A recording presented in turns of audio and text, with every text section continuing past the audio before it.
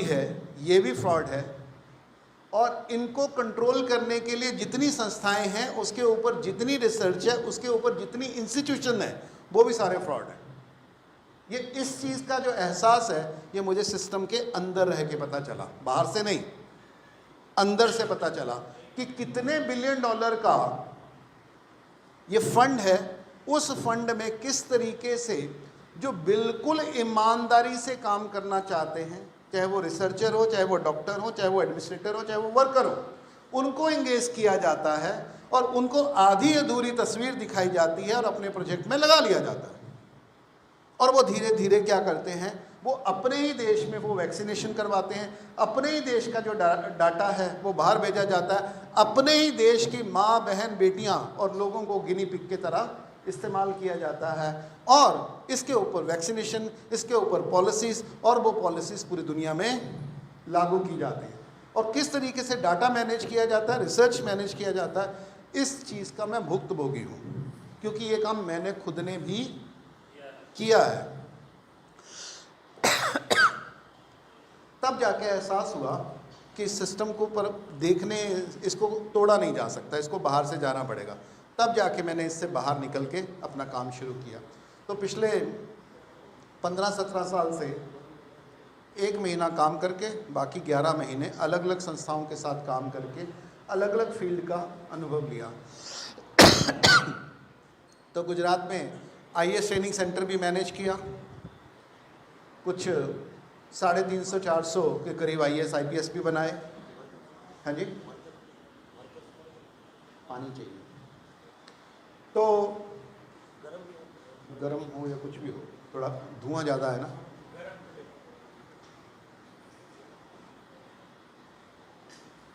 तो ये जो काम हुआ, उससे फिर एजुकेशन पे ऊपर काफ़ी काम किया, तो प्रैक्टिकली काम किया, गुजरात गवर्नमेंट के अंदर रह के काम किया, और इंडिया के इतिहास में पहली बार पुलिस रिफॉर्म के ऊपर काम किया कि इस देश की जो पुलिस है, एक देश को अगर सिविल सोसाइटी में बदलना है, आज़ाद करना है, तो सबसे पहले अपनी पुलिस को आज़ाद करना पड़ेगा, क्योंकि नेता के हाथ में कुछ नहीं होता अगर पुलिस नहीं है तो।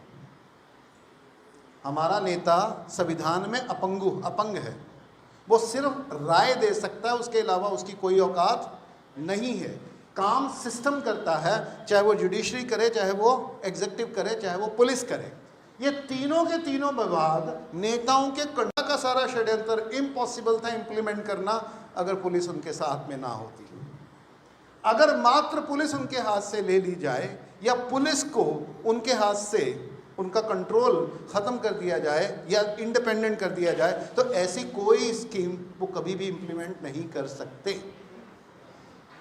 तो पुलिस को इंडिपेंडेंट करने के लिए पुलिस के सिस्टम को सुधारना ज़रूरी है, उनका इंफ्रास्ट्रक्चर सुधारना ज़रूरी है, उनका सिस्टम सब सुधारना ज़रूरी है, और उनका एटीट्यूड और माइंडसेट भी सुधारना ज़रूरी है। तो इस विषय पे मैंने एक डिस्ट्रिक्ट लिया, और उस डिस्ट्रिक्ट में हमने 2.5 साल काम करके उसको एक मॉडल डिस्ट्रिक्ट के तौर पे, पुलिस डिस्ट्रिक्ट के तौर पे डेवलप किया। उसमें पुलिस के 100% लोगों को, पुलिस की फैमिली को, पुलिस के बच्चों को ट्रेन किया, पुलिस के जितने भी पुलिस स्टेशन थे उनको नया बनाया। यानी हम 10 रुपये का एक मोबाइल रिचार्ज करने के लिए जाते हैं तो भी आपको बैठने के लिए कुर्सी दी जाती है, पीने के लिए पानी दिया जाता है, AC ऑफिस दिया जाता है, और सामने से पोलाइटली वो बोलती है how can I help you.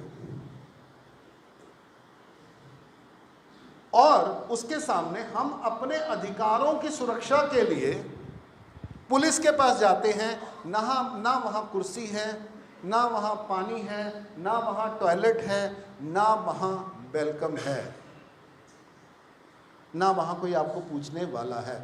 तो कहाँ 10 रुपये का रिचार्ज, कहाँ आपके अधिकारों की सुरक्षा। तो ये जो इतना बड़ा गैप है, इस गैप को कैसे पूरा किया जाए, इसके ऊपर काम किया। और काम करने के बाद पता चला कि आप बीच में कहीं भी थोड़ा बहुत काम करोगे वो कहीं पहुंचता नहीं है। वो एक आध अधिकारी, एक आध डिस्ट्रिक्ट को ठीक करने से कुछ भी होता नहीं है। आपको केवल और केवल इतना आश्वासन हो सकता है कि अगर सुधारना चाहो तो सुधारा जा सकता है।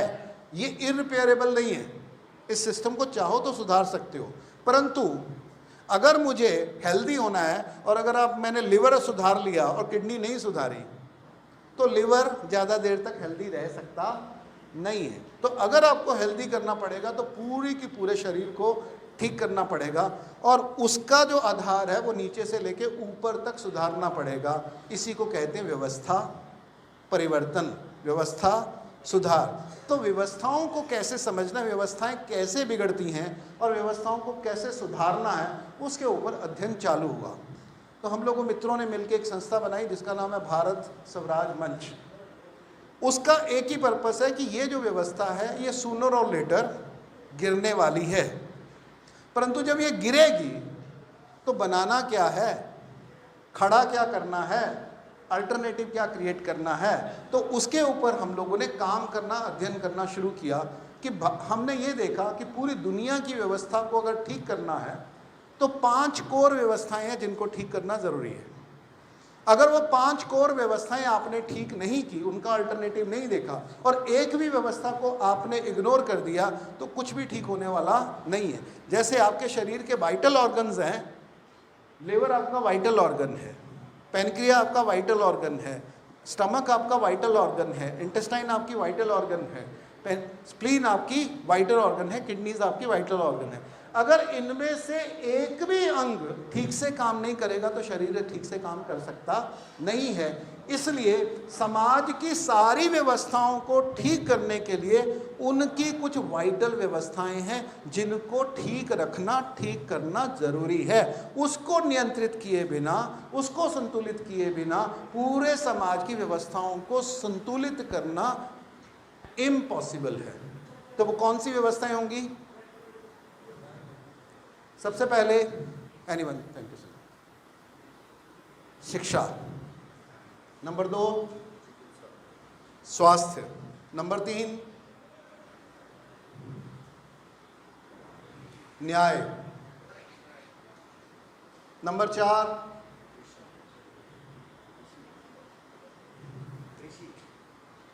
उत्पादन, चाहे वो कृषि का हो, चाहे उद्योग का हो या कोई भी उत्पादन। नंबर 5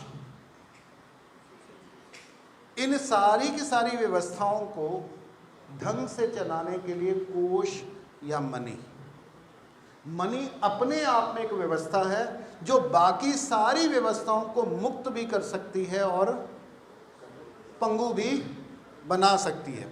इसलिए पैसे के बारे में, मनी के बारे में, मनी कैसे पैदा होती है, मनी कैसे काम करती है, मनी कैसे आपके नियंत्रण में होती है और मनी कैसे आपको नियंत्रित कर सकती है और कैसे पूरी दुनिया को की सरकारों को बनाना और गिराना, पूरी दुनिया की टेक्नोलॉजी को लाना और बदलना, पूरी दुनिया की इकोनॉमी को, पॉलिटिक्स को, एजुकेशन को, हेल्थ को, पर्यावरण को, माइंडसेट को, कल्चर को, किसी भी कोई भी ऐसा मानवीय या प्राकृतिक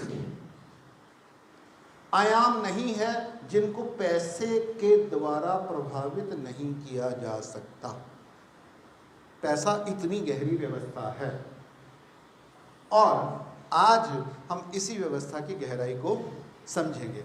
पर मैं ये जो आज का सेशन है वो मैं अकेला नहीं लूँगा, क्योंकि हमारे जैसा कि देवेंद्र भाई ने कहा कि हम सब कहीं ना कहीं खोजी व्यक्ति हैं, अध्ययनशील व्यक्ति हैं। हम सब ने कुछ ना कुछ कहीं ना कहीं इसके बारे में पढ़ा है सीरियसली और इसके बारे में गहराई से सोचते समझते भी हैं।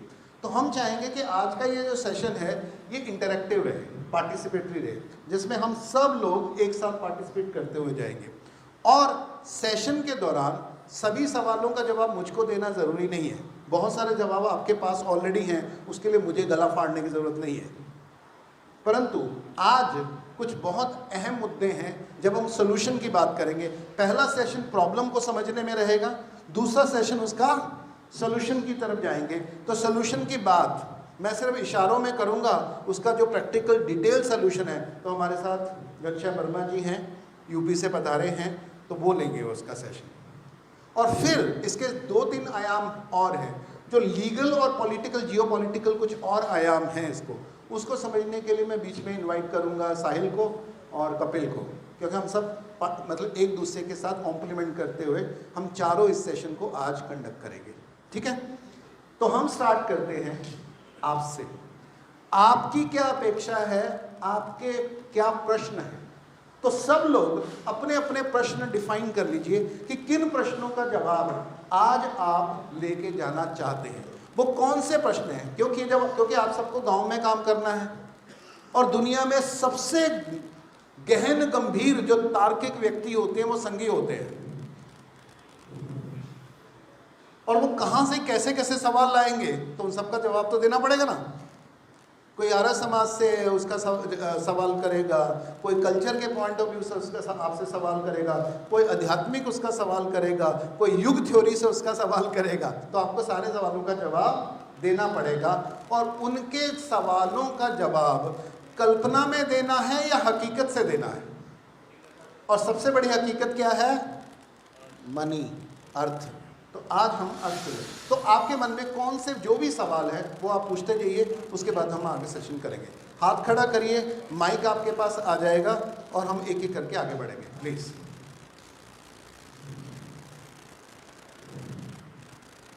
जी,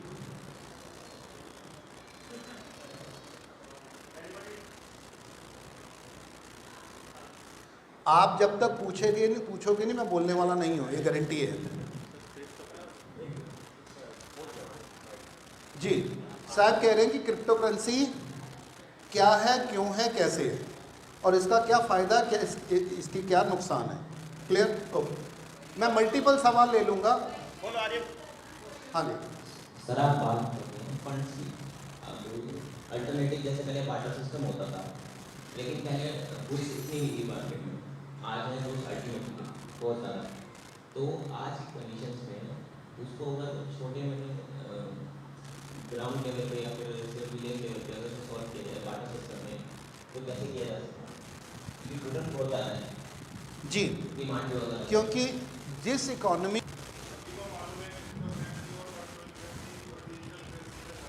जी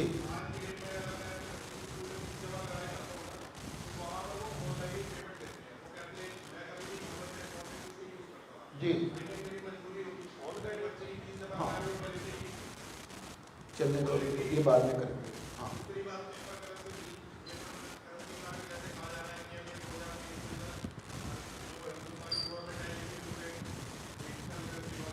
आने वाले दो साल में किसी भी दिन तैयार रहिएगा सब लोग। जैसे आपको नोटबंदी आई थी, जैसे आपको लॉकडाउन आया था, जैसे आपका जीएसटी आया था, किसी भी दिन एक अध्यादेश आएगा, आज से पेपर करेंसी बंद, ऐसे आएगा। और उसके साथ साथ एक और आएगा, उसके लिए भी तैयार रहेगा, आज से प्राइवेट प्रॉपर्टी का बेच और खरीद बंद। राइट? तो हम उसकी तैयारी करें या बच्चों की स्कूल की फीस किस में दें किस में ना दें, उसकी तैयारी करें। जी, विकल्प करेंसी की समस्या क्या है, उसका विकल्प क्या, दोनों समझेंगे। क्लियर? ठीक, रखना चाहिए, दबा के रखना चाहिए। करेंसी का असर नहीं है, और किसी भी डिपार्टमेंट को अगर फ्री करना है, उनको करेंसी से मुक्त किए बिना नहीं हो सकता। करेंसी से मुक्त करने के बाद 100% हो जाएंगे, इसकी गारंटी नहीं है, परंतु बिना करेंसी के से फ्रीडम के वो संभव नहीं है। हम इसके बारे में बात करेंगे। जी, तो ये मेरा ही सवाल है, शायद ये रिप्रेजेंट कर रहा है काफ़ी लोगों को, कि इस नेट बैंकिंग से, इंटरनेट बैंकिंग से, एटीएम से, इस सिस्टम से तो मेरा समय बचा है और मैं आराम प्रस्त हो गया, घर बैठा बैठा मैं ये कर देता हूँ, मेरा कितना समय बच गया, मुझे तो ये अच्छी लग रही है। तो अब हम कह रहे हैं कि इससे दूर भागें, लेकिन दूर भागना मुश्किल लग रहा है। शायद ये जनरल सवाल होगा। हमें आगे लोगों को ये कहना पड़ेगा, भाई कैश ट्रांजैक्शन करो, ये नेट बैंकिंग और ये मत लो। तो ये खुद मैं ही क्लियर नहीं हूँ, कुछ 50 लोगों के बीच में मैं ही क्लियर नहीं हूँ, तो मैं आगे जाके क्या क्लियर करूँगा, इस पर भी थोड़ा। जी, चीज़ के कुछ ना कुछ फ़ायदे हैं, इसीलिए हम उनका इस्तेमाल करते हैं, इसीलिए वो पैदा हुए। चाहे वो करेंसी है, चाहे वो नोट है, चाहे वो क्रिप्टो है, चाहे वो डिजिटल करेंसी है चाहे बैंकिंग है, उसका फ़ायदा है, इसीलिए वो अस्तित्व में आई है। परंतु वो किसी न किसी समस्या के समाधान के लिए ही पैदा की गई है। जो भी व्यवस्था पैदा की गई है किसी न किसी समस्या के समाधान के लिए पैदा की गई है। पर क्या ऐसा भी हो सकता है कि समाधान जो आज का समाधान है, जो एक एरिया में समाधान है, वो बाकी 1000 एरिया में समस्या पैदा कर रहा है? हेलो, है कि नहीं है? वो तो उसी तरह की बात है। तो हम समझेंगे कि जो पैसा है वो किस हद तक समस्या का समाधान है, और कहां कहां वही पैसा जो समाधान के रूप में आया अब पूरी की पूरी व्यवस्था के लिए समस्या पैदा कर रहा है। इस एंगल को हम समझें जी। चाहे 50 लाख क्या चाहे 10 करोड़ है, सवाल रिपीट करिए और टू द पॉइंट। इनका कहना है कि क्रेडिट और डेबिट लेनदारियों से देनदारियां, बैंक की जो लेनदारियां हैं वो देनदारियों से ज़्यादा है, ठीक है। तो उनके पास आप अपना पैसा लेने के लिए जाओगे तो उनको आपको देने के लिए पैसा उनके पास नहीं है।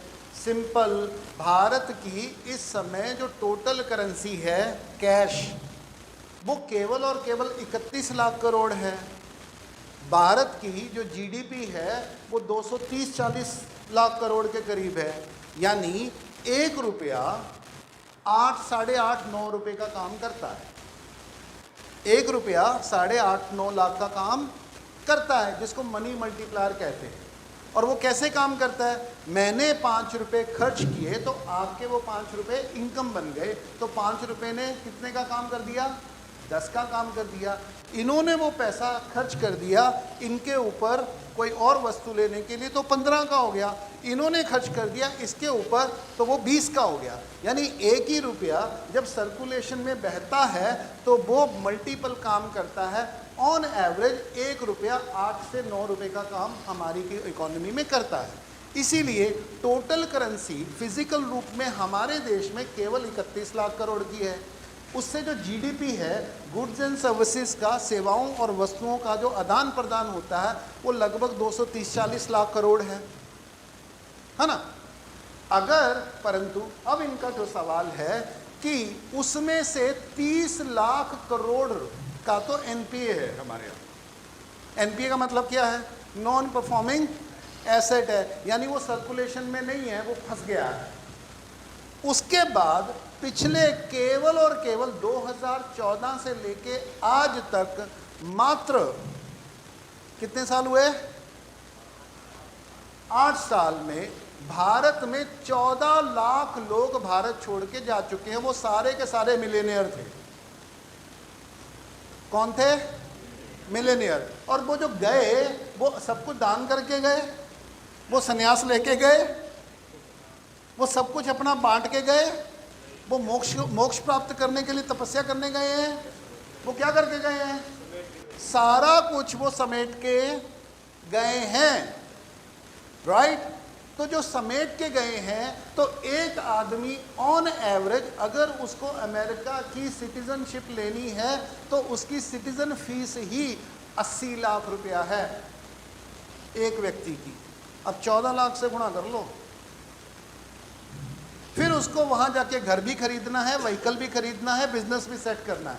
तो कितनी मनी इस देश से बाहर निकली है, और वो लीगली निकली है। वो कोई ब्लैक मनी नहीं थी। उनमें से जितने गए हैं वो सारे के सारे लीगली गए हैं। वो लीगल इमिग्रेशन है। और उनमें से लगभग 40% यूएस से गए हैं।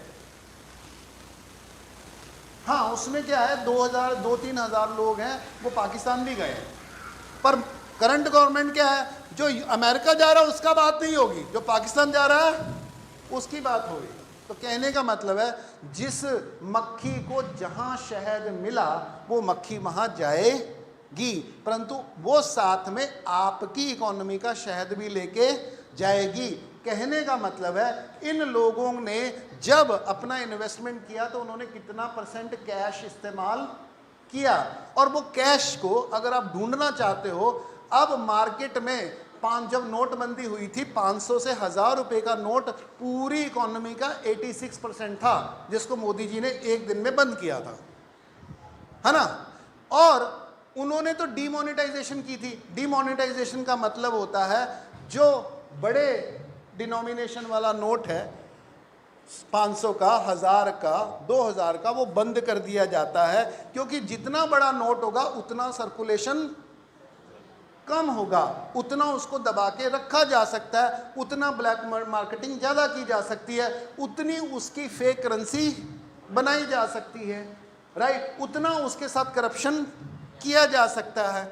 और अगर करेंसी नोट जितना कम होगा, जितना छोटा होगा, उतना वो स्पेंड जल्दी होगा, उतना वो सर्कुलेशन में ज़्यादा आएगा, उतना इकोनॉमिक एक्टिविटी ज़्यादा आएगी। इसलिए उसको बड़े नोट बंद कर दो, छोटे नोट चालू कर दो, इसका नाम है डिमोनेटाइजेशन।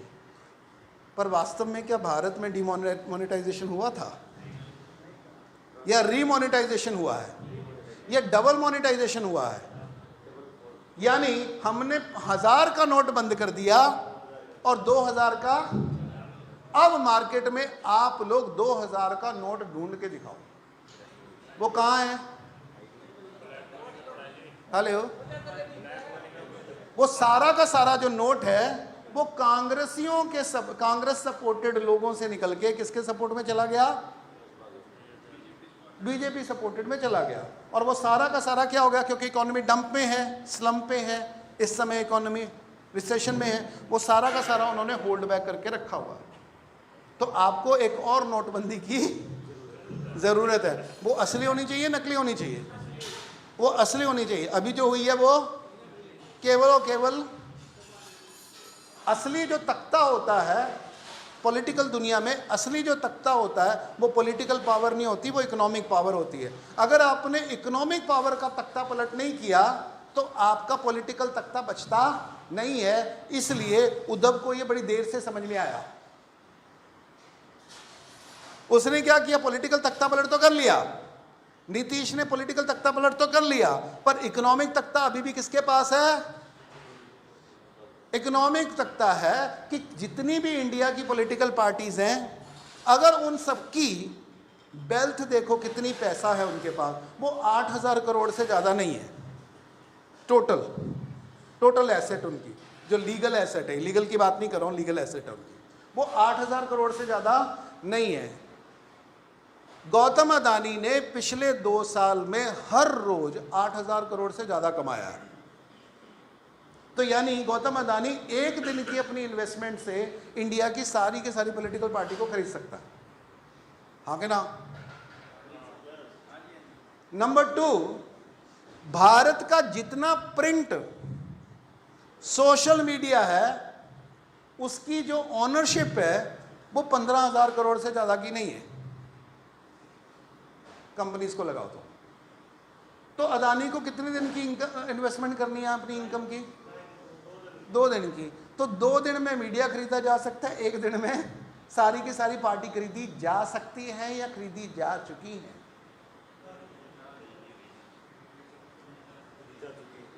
राइट।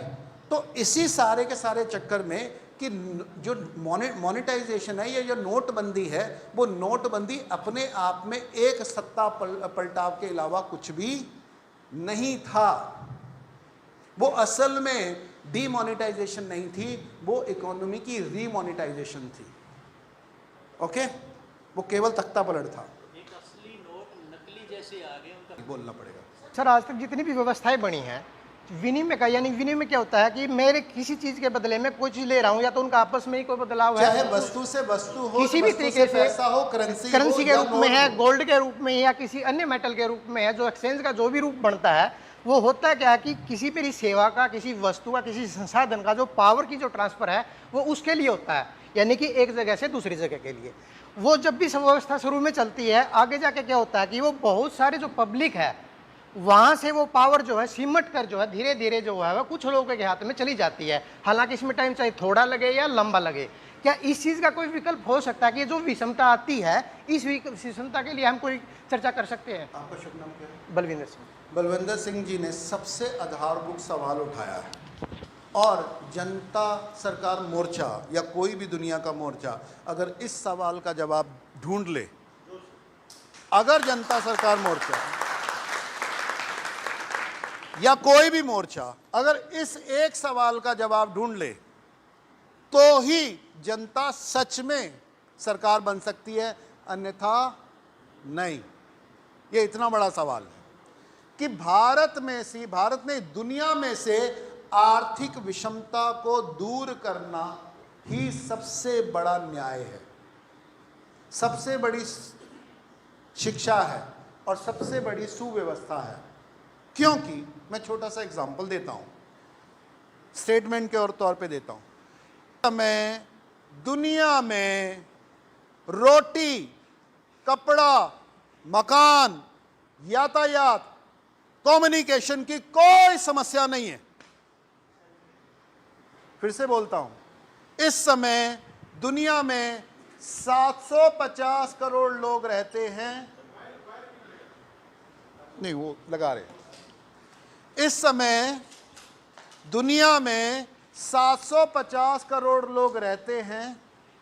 750 करोड़ लोगों की रोटी, कपड़ा, मकान, ट्रांसपोर्टेशन और कम्युनिकेशन की कोई समस्या नहीं है सप्लाई साइड से। यानी आज मानव की उत्पादक क्षमता इतनी बड़ी हुई है कि जितने भी धरती पर इंसान हैं और उनकी जितनी भी रोटी, कपड़ा और मकान, ट्रांसपोर्टेशन और कम्युनिकेशन की ज़रूरतें हैं, उतना उत्पादन ऑलरेडी होके पड़ा है। आप में से इकोनॉमिक्स कितनों ने पढ़ी है? इकोनॉमिक्स की डेफिनेशन है कि मानव की ज़रूरतें अनंत हैं, साधन सीमित हैं, सीमित साधनों से असीमित अनंत ज़रूरतों को पूरा करने का जो माध्यम, पद्धति और विज्ञान है उसको अर्थशास्त्र कहते हैं। इसमें 3 झूठ है, इस डेफिनेशन में 3 झूठ है। पहला, मानव की, मैं आपके सवाल के जवाब से शुरू करना चाहता हूं, मानव की कौन सी ज़रूरत अनंत है बता दो। कितनी रोटियां खा सकते हो सर? कितने कपड़े पहन सकते हो? कितने मकानों में रह सकते हो? कितनी गाड़ियां एक साथ चला सकते हो? कितने मोबाइल एक साथ इस्तेमाल कर सकते हो? चाहे आप 100 रोटी खाओ कि 1000 रोटी खाओ, उसकी एक संख्या है। तो अगर आप उनकी संख्या को, एक आदमी की संख्या को डिवाइड कर लें, डिफाइन कर लो, रोटी, कपड़ा और मकान, तो ये पता चलता है कि इस समय दुनिया में एक 750 करोड़ लोगों की जितनी ज़रूरत है रोटी की, पानी की, उससे 1.5 गुना उत्पादन धरती ऑलरेडी कर रही है। कितना? 1.5 गुना। जितने कपड़ों की ज़रूरत है उससे 100 गुना ऑलरेडी प्रोड्यूस पड़ा है। एक भी नए कपड़े का आप उत्पादन ना करो तो ये चल सकता है कोरोना में किसी को कोई फर्क पड़ा नहीं है। राइट। नंबर 3, किसी भी बड़े से बड़े शहर में चले जाओ, 33 से 35% जो प्रॉपर्टी है वो अनयूटिलाइज्ड है। चाहे वो दुकानें हो, चाहे वो मकान हो, वो अनयूटिलाइज्ड पड़ा है। ये अलग बात है कि 50% जनसंख्या बिना घर के भी पड़ी है, परंतु जितनी भी ज़रूरतें हैं उससे ज़्यादा मकान खड़े हैं, वो खाली पड़े हैं, अनयूज, अनयूटिलाइज पड़े हैं। नंबर 3 तो मकान भी हो गया। जितना ट्रांसपोर्टेशन आपको चाहिए उससे कम है, ये ज़्यादा है? हेलो, अच्छा, जितने मोबाइल आपको चाहिए उससे कम है या ज़्यादा है? तो कहने का मतलब है कि आदमी की जो रोटी है, जो नीड है, वो पैदा करने की वो सीमित है, और उसको पैदा करने की क्षमता ऑलरेडी हमारे पास है, और उसको पैदा करने के जो साधन हैं वो दुनिया में पर्याप्त हैं। तो समस्या क्या है? समस्या प्रोडक्शन की नहीं है, सारी की सारी समस्या डिस्ट्रीब्यूशन की है।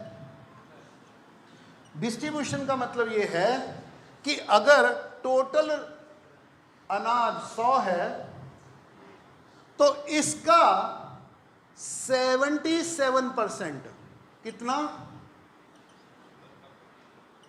1% लोगों के पास है। यानी 100 रोटियां चाहिए, 100 लोग हैं, 100 रोटियां चाहिए, तो एक व्यक्ति के पास कितनी रोटियां हैं? 70% रोटियां एक व्यक्ति खा रहा है। बाकी 10% के पास 15% होगी। ये उल्टा हो गया ना, किस 1% के पास कितना है? 70%। बाकी 15% के पास कितना है? लगभग 20%। रह कितने गए? 2-3%। बाकी जो 95% के करीब पॉपुलेशन है ना, सॉरी 75% के करीब पॉपुलेशन है, उसके पास केवल कितनी रोटियां हैं? 3 से 5%। यानी इस दुनिया के 70% लोग अपनी क्षमता जो जितनी धरती ने उसको सुनिश्चित की है उससे केवल और केवल 3% पे ही गुजारा कर रहे हैं। 1% 70% खा रहे हैं और 70% से ज़्यादा लोग 3% पे गुजारा कर रहे हैं। ये दुनिया की प्रोडक्शन की प्रॉब्लम नहीं है, ये सारी की सारी प्रॉब्लम डिस्ट्रीब्यूशन की प्रॉब्लम है। और ये अगर हमने ठीक नहीं किया तो कोई शिक्षा व्यवस्था, कोई स्वास्थ्य व्यवस्था, कोई न्याय व्यवस्था, कोई धर्म व्यवस्था ठीक से काम कर सकती नहीं है। क्योंकि यही जो अव्यवस्था है, यही बीमारी है, यही शोषण है, यही करप्शन है, यही युद्ध है और यही महामारियां हैं। तो इसको हमें डील करना पड़ेगा। तो इसको डील करने के लिए, इस प्रॉब्लम को सॉल्व करने के लिए वो कौन सी व्यवस्था होगी जो ये सुनिश्चित कर सके कि आदमी आदमी के बीच में रोटी कपड़ा मकान के आधार पे भेदभाव नहीं हो। राइट? वो कौन सी व्यवस्था है? तो इस व्यवस्था को उन्होंने ये भी कहा कि आज तक की जितनी भी व्यवस्थाएं आई हैं, चाहे विनिमय व्यवस्था आई है, चाहे गोल्ड स्टैंडर्ड आया है, या करेंसी स्टैंडर्ड आया है, या डिजिटल स्टैंडर्ड आया है, कि क्यों उससे ये पता चला है कि जितनी विनिमय व्यवस्था तरल होती गई है उतना जो डिस्ट्रीब्यूशन है, असमानता है उतनी ज़्यादा हुई है, उतना शोषण ज़्यादा हुआ है। तो हमें एक आज ह्यूमैनिटी उस जगह पे पहुंच चुकी है जब ह्यूमैनिटी को एक दूसरे के साथ, क्योंकि आदमी ने नेचर के ऊपर तो अपना कब्जा जमा लिया है, गलत जमाया ठीक जमाया उसके बाद में बात करेंगे। अब नेचर उनकी समस्या नहीं है, तूफान आ जाता है, सूखा आ जाता है, गर्मी पड़ लेती है, हम उसको हैंडल कर लेते हैं। परंतु हम किसके साथ जीना नहीं सीखा? हमने इंसानों के साथ जीना नहीं सीखा। इंसान जब तक इंसान के साथ सद्भाव से, विश्वास के साथ, निर्भयता के साथ नहीं जिएगा तब तक इस धरती पर कोई शांति होने की संभावना नहीं है। तो मानव मानव के बीच में पहले शांति होनी चाहिए, तब जाके मानव और प्रकृति के बीच में शांति स्थापित होगी। तो कोरोना क्या है? मानव का मानव के साथ या मानव का प्रकृति के बीच में जो युद्ध छेड़ा हुआ है उसका फल परिणाम है। और उसका आधार क्या है?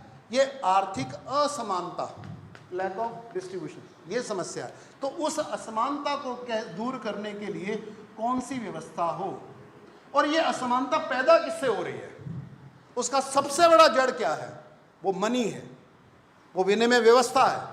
उस व्यवस्था को आज हम डिटेल में समझते हैं।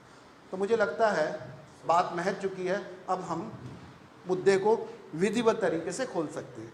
उसके हम स्टार्ट करते हैं। हम कभी सब लोग अभी डार्विन को मान के चलते हैं, डार्विन सही था मान के चलते हैं। तो हम लोग कभी जंगलों में रहते थे, यस नो? तो वन में हम रहते थे, हम वन मानुष की तरह रहते थे। तो हमारे लिए और मानव जो है वो प्रकृति का सबसे कमज़ोर जानवर है। ना वो चीते की तरह दौड़ सकता है, ना वो बंदर की तरह कूद सकता है, ना वो कुत्ते की तरह सूंघ सकता है, ना वो पक्षी की तरह उड़ सकता है, ना वो चील की तरह देख सकता है। उसकी देखने की, सुनने की, सूंघने की, टेस्ट करने की, स्पर्श करने की, भाग सकने की और लड़ने की जो क्षमता है वो ज़्यादातर जानवरों से कम है। और जितने भी जानवर धरती पे हैं उसमें सबसे ज़्यादा समय डिपेंडेंट होके ह्यूमन बीइंग बिताता है। जीते जी सबसे ज़्यादा ट्रेनिंग की ज़रूरत, एजुकेशन की ज़रूरत केवल और केवल इंसान को पड़ती है और किसी को पड़ती नहीं है। उनका जो जितनी उनकी ज़रूरत है वो पहले से प्री प्रोग्राम डिफ़ॉल्ट प्रोग्राम लेके आते हैं। हमारे पास ऐसा कोई प्रोग्राम होता ही नहीं है कि खुद के साथ कैसे जीना है, परिवार के साथ कैसे जीना है, समाज के साथ कैसे जीना है, प्रकृति के साथ कैसे जीना है। हमारे पास कोई प्रोग्राम ही नहीं आता। जैसे ये फैक्ट्री में नए अलग से मैन्युफैक्चर पीस है ये, बाकी सारे जानवरों को ऐसा कोई दिक्कत नहीं है। वो इंडिया का है या चाइना का है, इस एनवायरनमेंट में उस एनवायरनमेंट में हर जानवर के पास एक डिफ़ॉल्ट प्रोग्राम है। तो आदमी को हर एनवायरनमेंट के साथ, हर स्थिति के साथ चैलेंज, अनुकूलन करना पड़ा, उसको सीखना पड़ा। तो इसीलिए उस अनुकूलन को ही इनोवेशन कहते हैं। तो आदमी को अपनी सारी इंद्रियों को की सीमा से आगे जाने के लिए नई नई खोजें करनी पड़ती हैं। तो इंसान की पहली खोज कौन थी? पत्थर। इंसान ने पत्थर उठाया और पत्थर पेड़ पे मारा। ये क्या था? Tool kit. तो जब पत्थर पेड़ पे टाया तो उसको क्या मिला? फल। तो ये उसके लिए क्या हो गया? उपयोगी टूल हो गया। जिसकी कोई सुविधा है, जिसकी कोई उपयोगिता है, ये उसके लिए उपयोगिता हो गया। और उसने उसको क्या दिया? सुविधा दी, है ना। तो हर टूल उसके लिए सुविधाजनक हो गया, उसने एक सुविधा पैदा की। परंतु जैसे ही उसने सुविधा पैदा की, उसने वही पत्थर उठा के जो जानवर उसके ऊपर अटैक कर रहा था, इसने उसको भी मारा। तो ये क्या हो गया? डिफेंस हो गया। यहां तक तो ठीक था, पर क्या पत्थर वहीं तक रहा? अब उसने यही पत्थर उठा के अपने दुश्मन, अपने भाई, अपने साथ रहने वाले इंसान को भी मारा।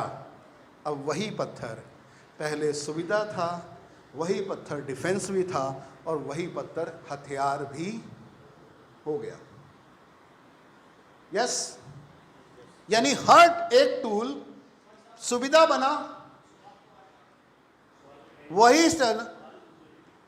वही पत्थर डिफेंस भी बना और वही पत्थर टूल ऑफेंस यानी हथियार भी बना। फिर इंसान ने दूसरा बनाया, टूल लाया, फायर से जंगल भी जले, मांस भी जला, पका के खाना लगा। और उसने क्या क्या जलाया? जंगल भी जलाया, जानवर भी जलाए और इंसान भी जलाए। फिर वही टूल डेवलप हुआ भाले में। भाले से जंगल भी कटे, तलवार से, भाले से जंगल भी कटे, जानवर भी कटे, और कौन कटा? इंसान। उसी से डेवलप होते होते फिर उसने गोली डेवलप की, बारूद डेवलप किया, उससे जंगल भी गए, जानवर यानी कितनी प्रजातियां, शेर, चीता, भालू, सारे के सारे, व्हेल मछलियां, सारी की सारी उसने ख़त्म कर डाली।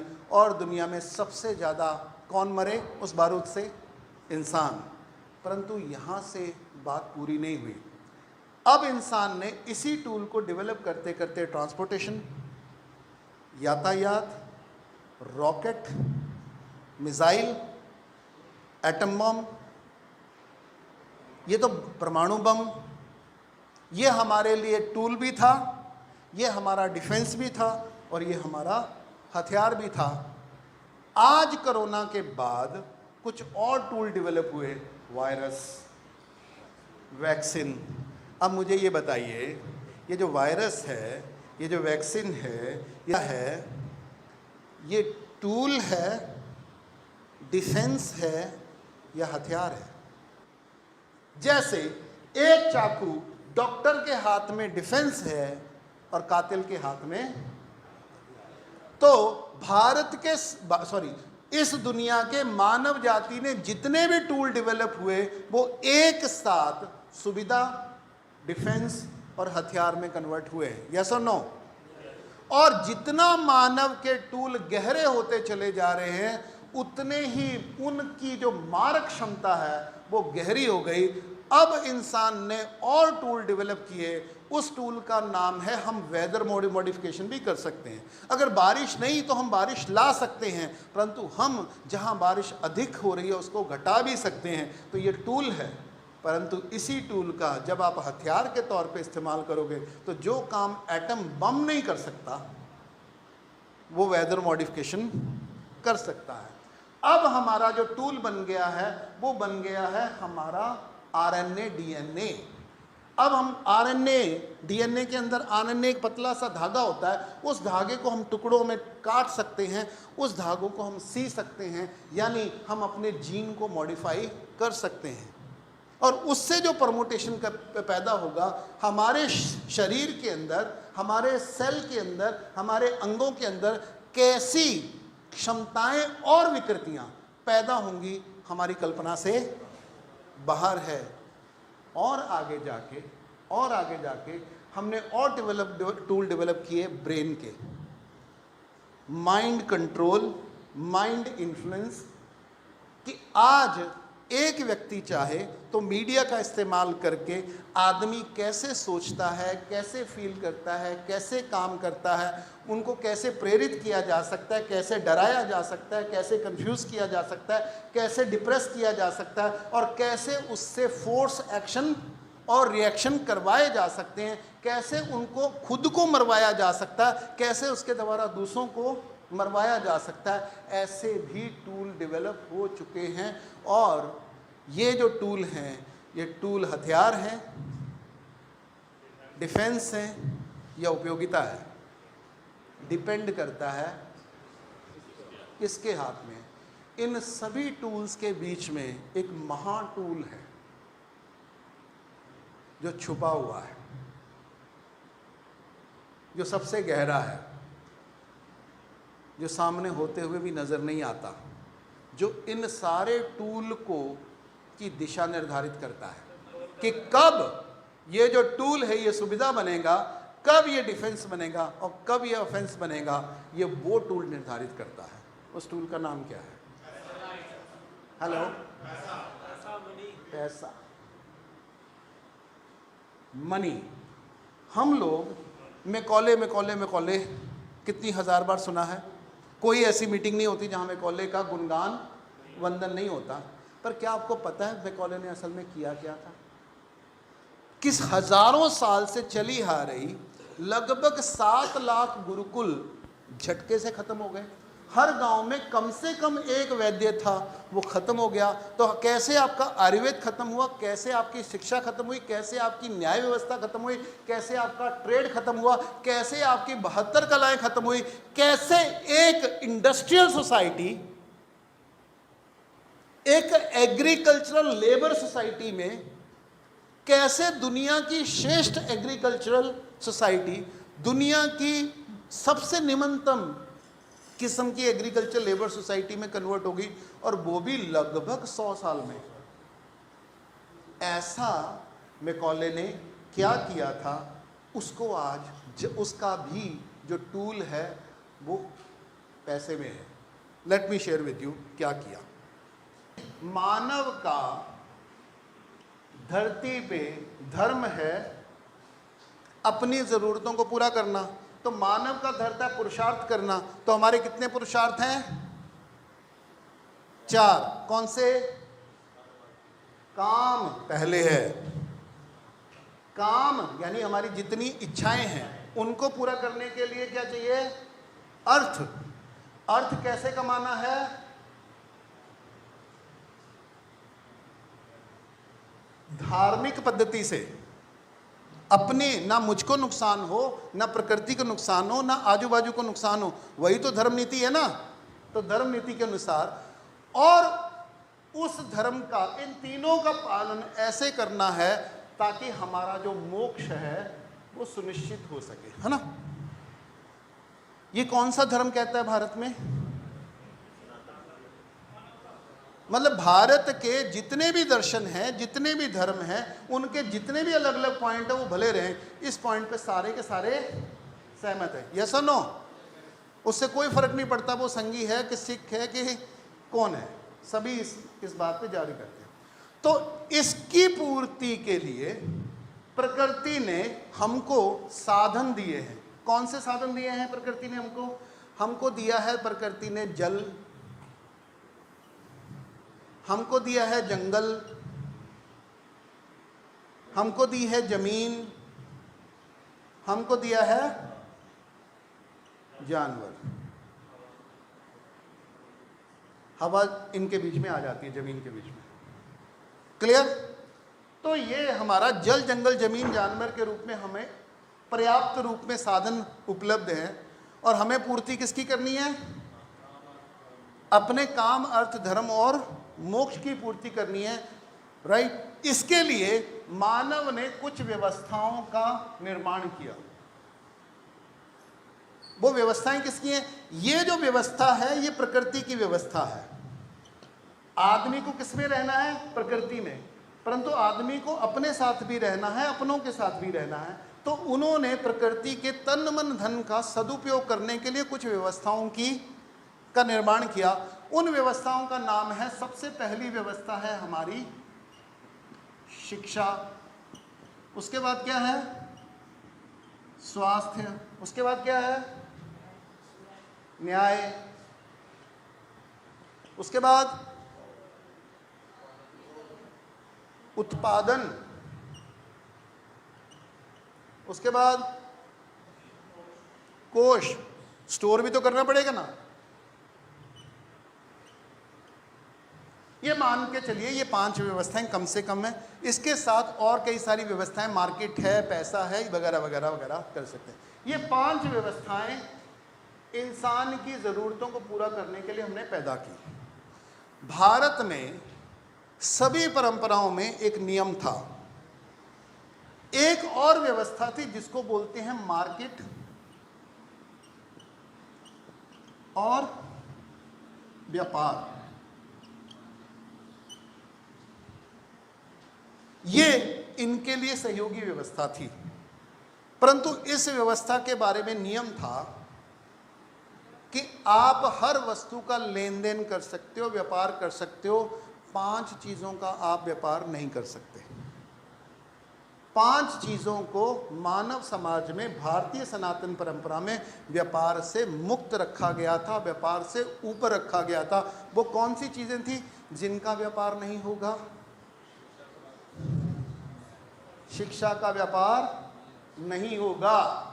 इसलिए ब्राह्मण को कभी भी पगार, सैलरी नहीं दी जाती थी। उसको पारितोषिक दिया जाता था कि आपके दिए गए योगदान के बदले में जो मुझे लाभ, प्रसन्नता, ज्ञान मिला है, उससे जो मेरी प्रसन्नता मिली है, उस प्रसन्नता पूर्वक भाव से मैं आपके साथ अपने साधन का, अपनी क्षमता का एक संभाव आपके साथ शेयर करता हूँ अपनी खुशी से। उसकी कोई प्राइस टैग कभी भी नहीं थी, उसका कोई बिल कभी नहीं था, उसका कोई सैलरी कभी नहीं था।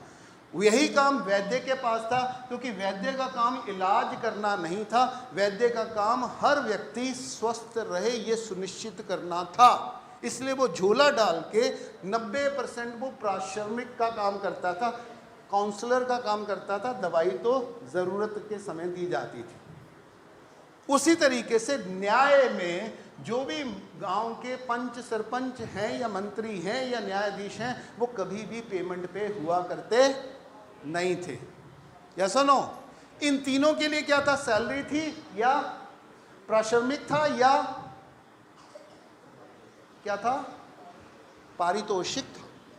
कोई नहीं। इसलिए आपने देखा होगा कि आपके जीवन काल में भी कुछ लोगों ने देखा होगा कि जब हम छोटे थे तो हमारे गांव में वैद्य जी आया करते थे झोला पहन के। तो एक वैद्य घर में वो चक्कर लगाते थे, वो सारे घरों में पूछ लेते थे और एक एक का घर का हालचाल भी पूछ लेते थे। ऋतु के मुताबिक उनको समझा भी देते थे, मौसम ऐसा हो रहा है वो भी समझा देते थे।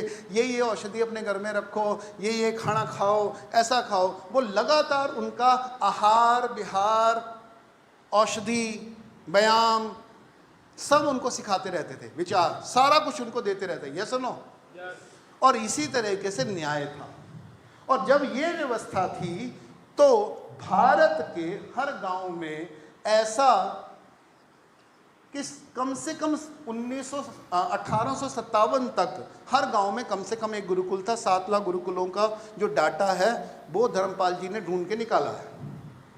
हर गांव में वैद्य था, स्वास्थ्य में बिल्कुल, हर गांव शिक्षा में, स्वास्थ्य में, न्याय में, उत्पादन में, कोष में, क्योंकि हर घर में जब अकाल पड़ता था तो वो 2 साल का अनाज, 2 साल की दालें, 2 साल का तेल तो हम सारे के सारे स्टोर करके रखते थे। Yes no, yes no. इसलिए भारत में अंग्रेजों के अलावा अकाल कि अकाल पड़ा ऐसी बहुत कम रेफरेंसेस है भारत में, क्योंकि अकाल को हैंडल करने की जो व्यवस्था थी, कम से कम 2 साल का अकाल तो हम हैंडल कर लेते थे, ऐसी व्यवस्था यहाँ पे थी। और साथ में 2 चीजों का व्यापार और नहीं था, पर्यावरण का, हवा का, पानी का, नदी का, जल का, साधनों का व्यापार नहीं था, और धर्म का व्यापार नहीं था। मैकॉले साहब जब यहाँ आए, उन्होंने पहली एक नीति बनाई, व्यापार करने के लिए आए थे। व्यापार करके उन्होंने क्या किया, पहला उन्होंने सेना रखनी चाहिए, तो सिराजुद्दौला ने रोका। सिराजुद्दौला ने जैसे ही रोका तो उनका पहला युद्ध हुआ। कौन सा? प्लासी का युद्ध हुआ। प्लासी का था, बक्सर का था? प्लासी का। प्लासी का युद्ध हुआ तो वहाँ के एक नगर सेठ थे। आपको इतिहास में कभी नगर सेठ का नाम नहीं बताया गया। अंग्रेज़ों ने वहाँ के नगर सेठ को ब्राइब किया और नगर सेठ ने मीर कासिम को ब्राइब किया। एक तरफ 3000 की सेना, एक तरफ 36,500 की सेना। सिराजुद्दौला की सेना 36,000, अंग्रेज़ों की क्लाइव की सेना 3000। वो 3000 की सेना के सामने वो 36,000 की सेना लड़े बिना हार गई। ब्राइब किसने किया?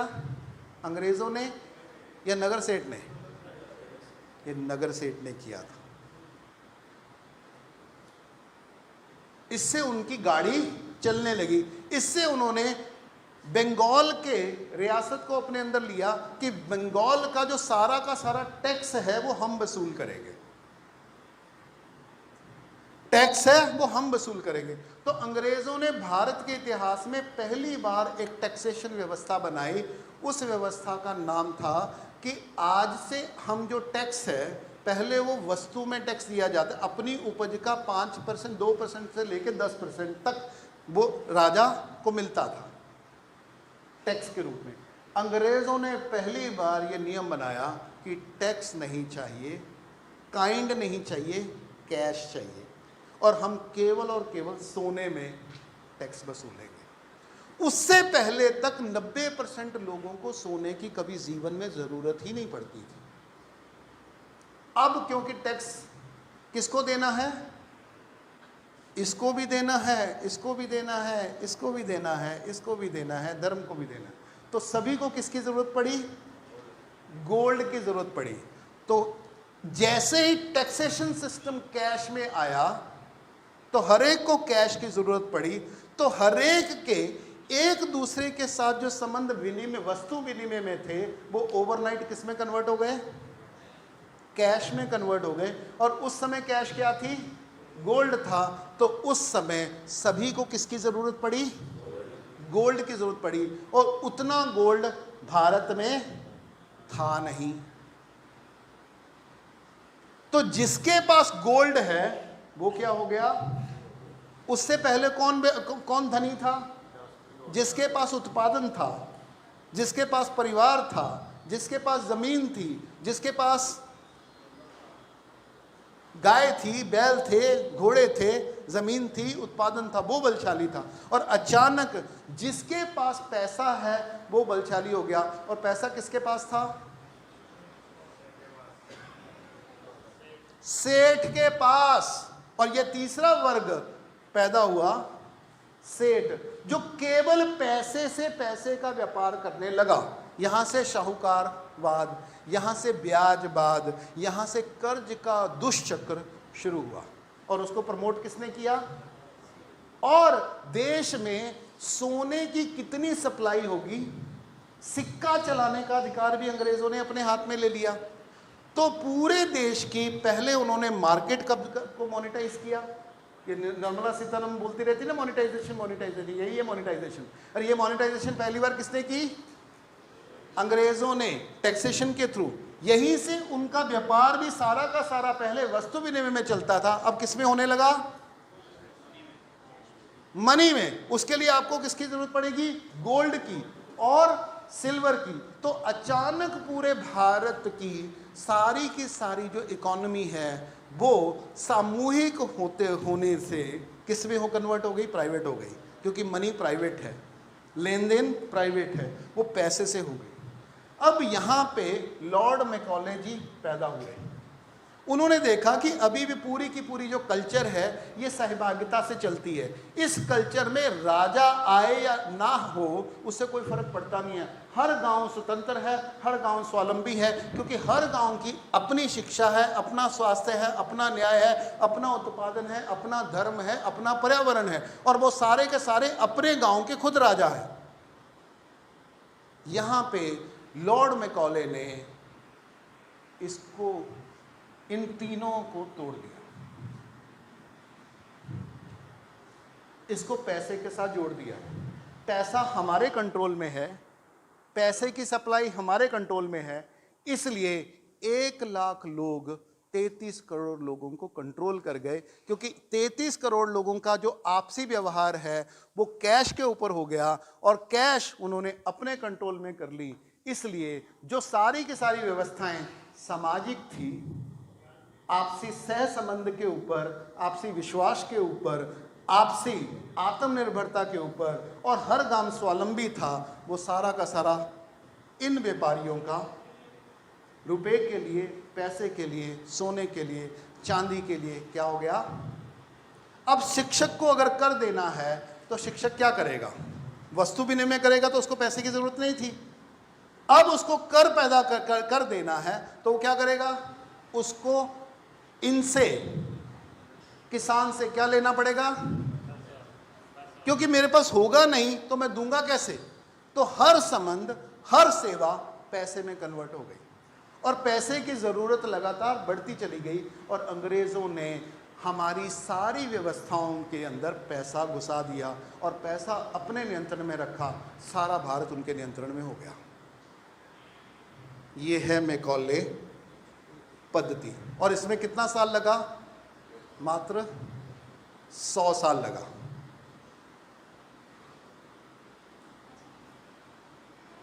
मात्र 100 साल लगा।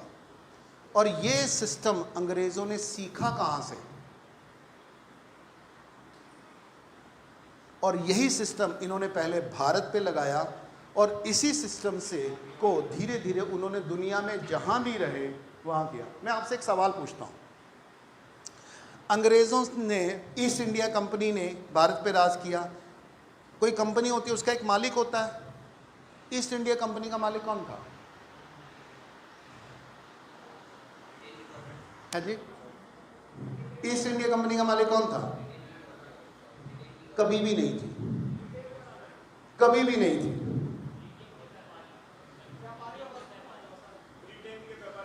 वो ब्रिटेन के व्यापारी थे। किसी व्यापारी का, जैसे अदानी एक व्यापारी है, अदानी एक व्यापारी है, बिल गेट एक व्यापारी है, उनका नाम है ना?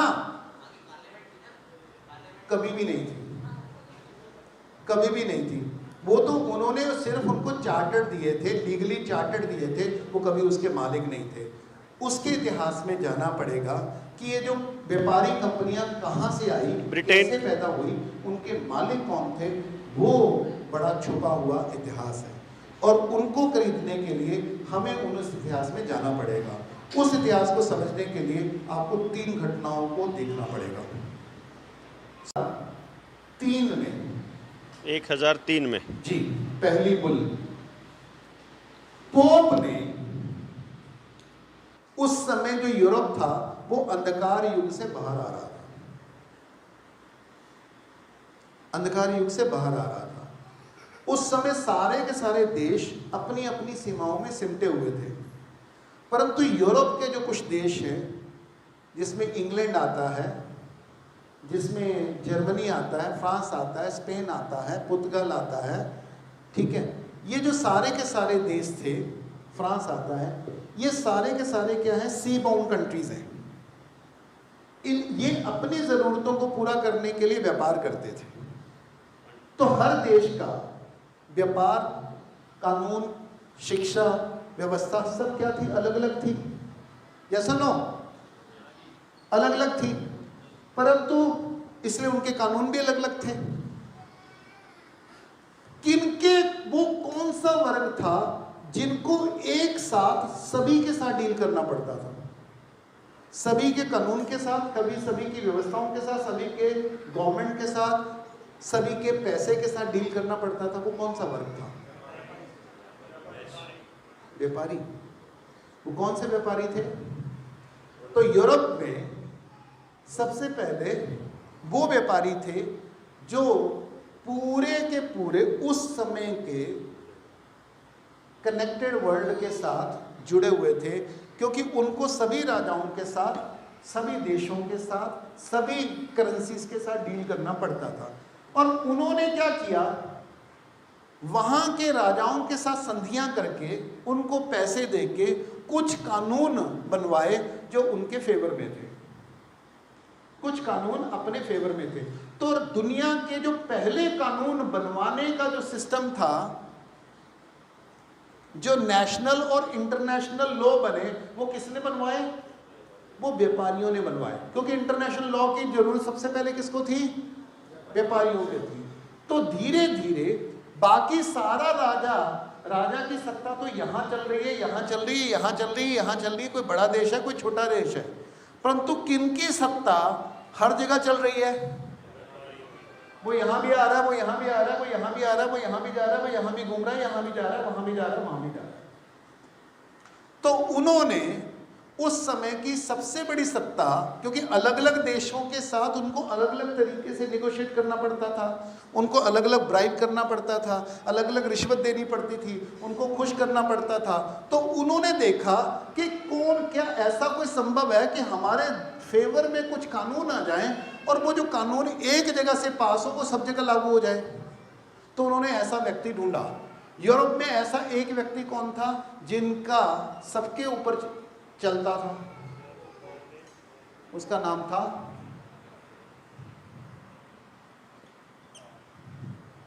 पोप, क्योंकि सारे के सारे कंट्री क्या थे? क्रिश्चियन थे। तो ये पोप के पास गए और पोप से इन्होंने कुछ कानून पास करवाए। उन कानूनों को हम बोलते हैं अध्यादेश या बुल्स बोलते हैं। क्या बोलते हैं? बुल्स। ये पहले कानून हैं जो पूरी दुनिया में, यानी पूरे यूरोप पे लागू हुए। वो कानून किसने पास किए? वो अध्यादेश थे। परंतु उन कानूनों को एक तख्ती पलट के ऊपर लिख के एक एक राज्य में जाके दिखाया, बताया, समझाया किसने? व्यापारियों ने। ये किए किसके लिए गए थे? व्यापारियों के लिए। और इसका फायदा किसको था? व्यापारियों का। इसको फैलाया किसने? व्यापारियों ने। तो पहला कानून, पहली बुल जो पास की गई 1003 के करीब है, वो ये थी कि इस धरती के सभी इंसानों की आत्मा के ऊपर पोप का आधिपत्य है।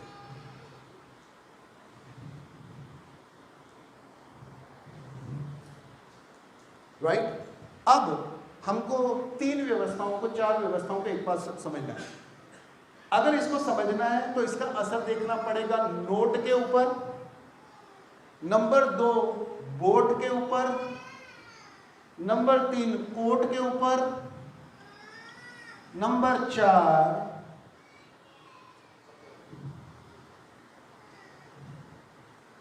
नोट के ऊपर, वोट के ऊपर, कोर्ट के ऊपर। नंबर 4 कौन होगा?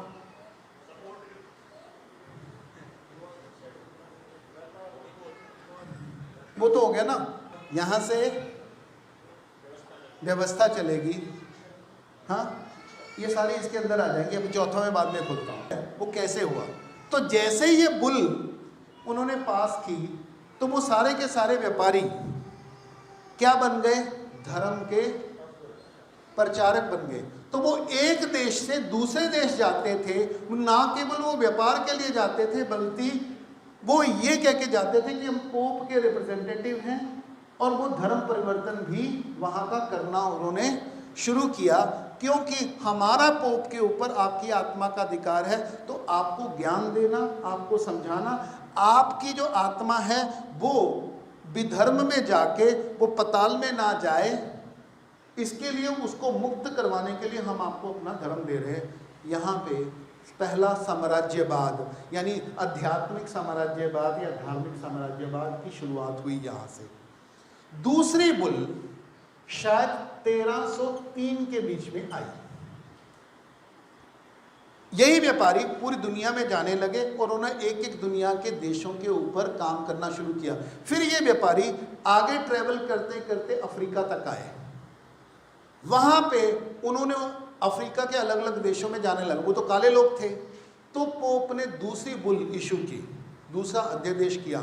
उस अध्यादेश के लिए इन व्यापारियों को ये उन्होंने अधिकार दिया कि आपको अधिकार है कि आप किसी भी विधर्मी जो क्रिश्चियन नहीं है उसको आप कैद कर सकते हो, उसको आप मार सकते हो, उसके साथ आप रेप कर सकते हो, उसको आप गुलाम बना सकते हो, उसको आप बेच सकते हो।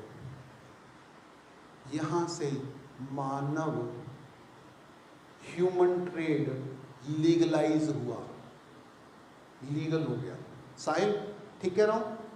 ह्यूमन ट्रेड लीगल हो गया और पूरा का पूरा यूरोप अफ्रीका के ऊपर टूट पड़ा। फिर 1493 में तीसरी बुल आई। अब देखें स्टेप बाय स्टेप आगे बढ़ रहे हैं ये लोग। तीसरी बुल आई। उस समय दुनिया में दो कंट्री थे, एक जगह स्पेन था, एक जगह पुर्तगाल था। ये दोनों उस वहां की आर्थिक सत्ताएं थी और दोनों की काफी स्ट्रॉन्ग समुद्री आर्मी थी। तो यहाँ के जो व्यापारी हैं वो अलग अलग जगह पे जाके एक व्यापारिक सिस्टम डेवलप हुआ जिसको मर्केंटलिज्म और कहते हैं, या फिजियोक्राट या मर्केंटलिज्म कहते हैं। व्यापारवाद वहाँ शुरू हो चुका था, परंतु की सत्ता किसके पास थी? जिसके पास सबसे स्ट्रॉन्ग नेवल आर्मी थी, तो वो इनके साथ थी। यहीं से व्यापारियों ने आर्मीज रखनी शुरू की, क्योंकि इनके पास कानूनन सत्ता भी थी। क्योंकि इनकी सत्ता तो इनके देश के अंदर चलती है, व्यापारियों की सत्ता कहाँ चल रही है? सगल जगह चल रही है। और उनको कानून कौन बना के दे रहा है? पोप बना के दे रहा है। तो इन दोनों के बीच में युद्ध होने लगा।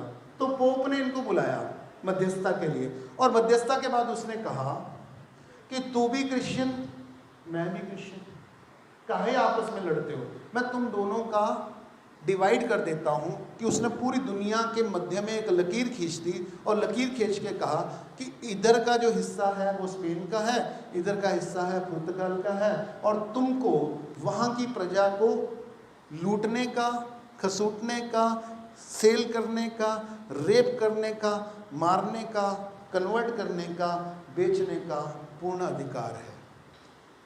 ये है वैश्विक साम्राज्यवाद की नींव, आइडियोलॉजी, जहां पूर्ण मानव जाति को और पूर्ण धरती को एक लूट का साधन, व्यापार का साधन मान लिया गया, और उसको एक आध्यात्मिक गुरु ने, और यहां से पूरी दुनिया में उपनिवेशवाद या साम्राज्यवाद की विधिवत शुरुआत हुई। क्लियर हो गया? इसलिए जब ये स्पेनिश अमेरिका गए तो इन्होंने क्या किया? ये हाथ में बुल लेके गए थे, वहां के राजों को दिखाया कि आपकी संपत्ति के ऊपर हमारा अधिकार है, और हमारे वो धार्मिक नेता ने हमें ये पावर दी है, और उसके साथ आप अगर हमारा आज्ञा नहीं मानोगे, हमारे अनुसार नहीं चलोगे, तो हम आपके साथ वो सब कर सकते हैं जो हम करना चाहते हैं। जब वो पहुंचे थे तब उनकी पॉपुलेशन 50 करोड़ थी, आज उनकी पॉपुलेशन 50,000 है। किसकी? अमेरिकन पॉपुलेशन आज 50,000 है, वो उन्होंने सारी की सारी पॉपुलेशन खत्म कर दी, और जितने बचे हैं वो केवल और केवल एक म्यूजियम की तरह रखे हैं। रेड इंडियंस जिसको हम कहते हैं, जो मूलवासी थे अमेरिका के, अमेरिकन महाद्वीप के सारे, वो 50,000 बाकी हैं, 50 करोड़ को उन्होंने मार दिया। तो स्पेनिश और पुर्तगाल कन्वर्जन एंड मर्डर दोनों साथ में करते थे, लूटमार। वो ज़्यादातर समुद्री दस्यु थे। इंग्लैंड जब पैदा हुआ, इंग्लैंड की शुरुआत 16वीं शताब्दी में होती है, जब ये दोनों सत्ताएं, एक समुद्री युद्ध हुआ जिसमें सब तूफान के कारण पुर्तगाल का जो बेड़ा था, स्पेन का बेड़ा था, वो खत्म हो गया, इसलिए उनकी सत्ता का अंत हुआ और इंग्लैंड की सत्ता का शुरुआत हुई। इंग्लैंड के लोग जब भारत आए या पूरी दुनिया में आए तो वो व्यापारी बन के आए थे, वो करप्शन करने मारने नहीं आए थे, क्योंकि उन्होंने देख लिया कि लड़ने मरने से व्यापार करना ज़्यादा प्रॉफिटेबल है। वो व्यापार को ही हथियार के रूप में इस्तेमाल करने आए थे। इसलिए आपने देखा होगा अंग्रेज़ जहाँ भी गए उन्होंने बहुत ज़्यादा अत्याचार नहीं किए। स्पेनिश के मुकाबले पुर्तगाल की जगह उन्होंने अत्याचार नहीं किए। उन्होंने क्या किया? व्यापार का, संधियों का, नियमों का, करेंसी का, टैक्स का, कानून का, शिक्षा का, हर और खोजों का, साइंटिफिक खोजों का उन्होंने एक हथियार के तौर पे विधिवत इस्तेमाल किया। राइट? तो शिक्षा नीति उनका हथियार थी। तो मैकॉले ने वो शिक्षा नीति किया। तो शिक्षा नीति कैसे इंप्लीमेंट की? उसको मोनेटाइज कर दिया। जो फ्री थी उसको मोनेटाइज कर दिया, जो हेल्थ फ्री थी वो मोनेटाइज कर दिया, जो न्याय फ्री था वो मोनेटाइज कर दिया।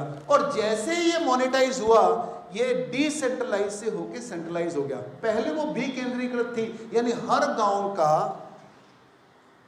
काम, अर्थ, धर्म, मोक्ष कॉमन था, परंतु उसको किस तरीके से इंप्लीमेंट करना है उसकी स्वतंत्रता गांव की अपनी थी। तो हर गांव शिक्षा में, स्वास्थ्य में, न्याय में, धर्म में, पर्यावरण में स्वावलंबी था। परंतु इन्होंने क्या किया?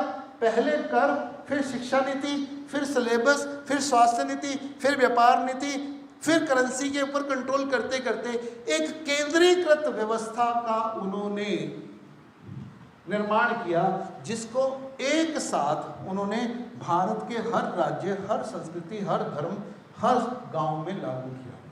तो हुआ क्या कि जो सारी की सारी संपदा गांव में पैदा होती थी, गांव में ही रहती थी, केवल सरप्लस प्रोडक्शन बाहर जाता था।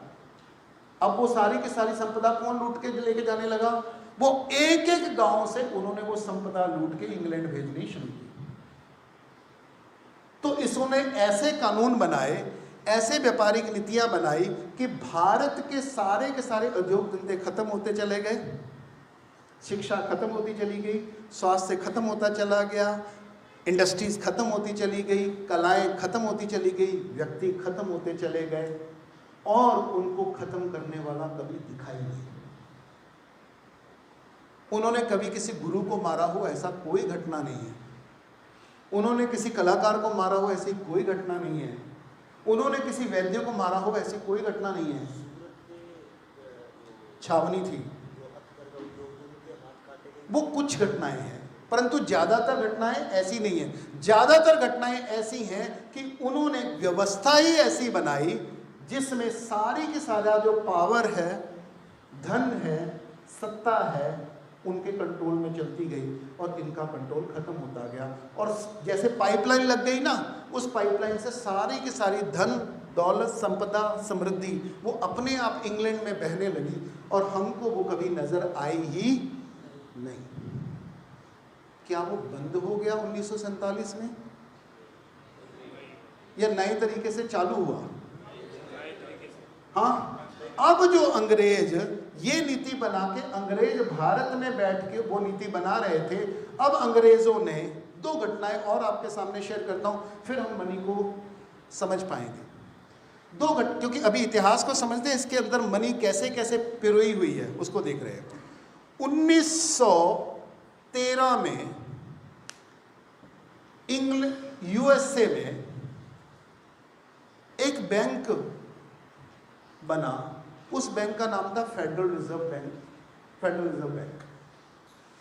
उससे पहले वो बैंक सरकारी था। अचानक फिडरो विल्सन को रॉथशाइल्ड नाम के एक व्यक्ति ने इलेक्शन में जीतने के लिए लाखों डॉलर दिए और उसके बदले उससे ये कंडीशन रखी कि तो तुम bank of central bank of USA है उसको क्या कर दोगे, प्राइवेटाइज कर दोगे। क्या कर दोगे? तो जिन बैंकर ने, मतलब 7-8 बैंकर्स थे, जैकल आइलैंड में उनकी मीटिंग हुई थी, उसको गैंग ऑफ जैकल आइलैंड बोलते हैं। उन्होंने क्या किया, फेडरल रिजर्व बैंक की नींव रखी, जिसमें इन्होंने क्या किया कि बैंक का नाम होगा फेडरल यानी संघीय, पर वो होगा प्राइवेट। वास्तव में वो प्राइवेट है, देखने में, सुनने में, समझने में, मानने में वो सरकारी है। तो जनता उसको सरकारी मानती रही, वो था क्या, प्राइवेट। उस नीति के मुताबिक वुडरो विल्सन ने पूरे अमेरिका की करेंसी को छापने और मौद्रिक नीति को निर्धारित करने का सारा अधिकार किसको दे दिया, फेडरल रिजर्व बैंक को दे दिया। ये कब हुआ, 1913 में। ये वही साल है जब यूरोप में पहला विश्व युद्ध शुरू हुआ।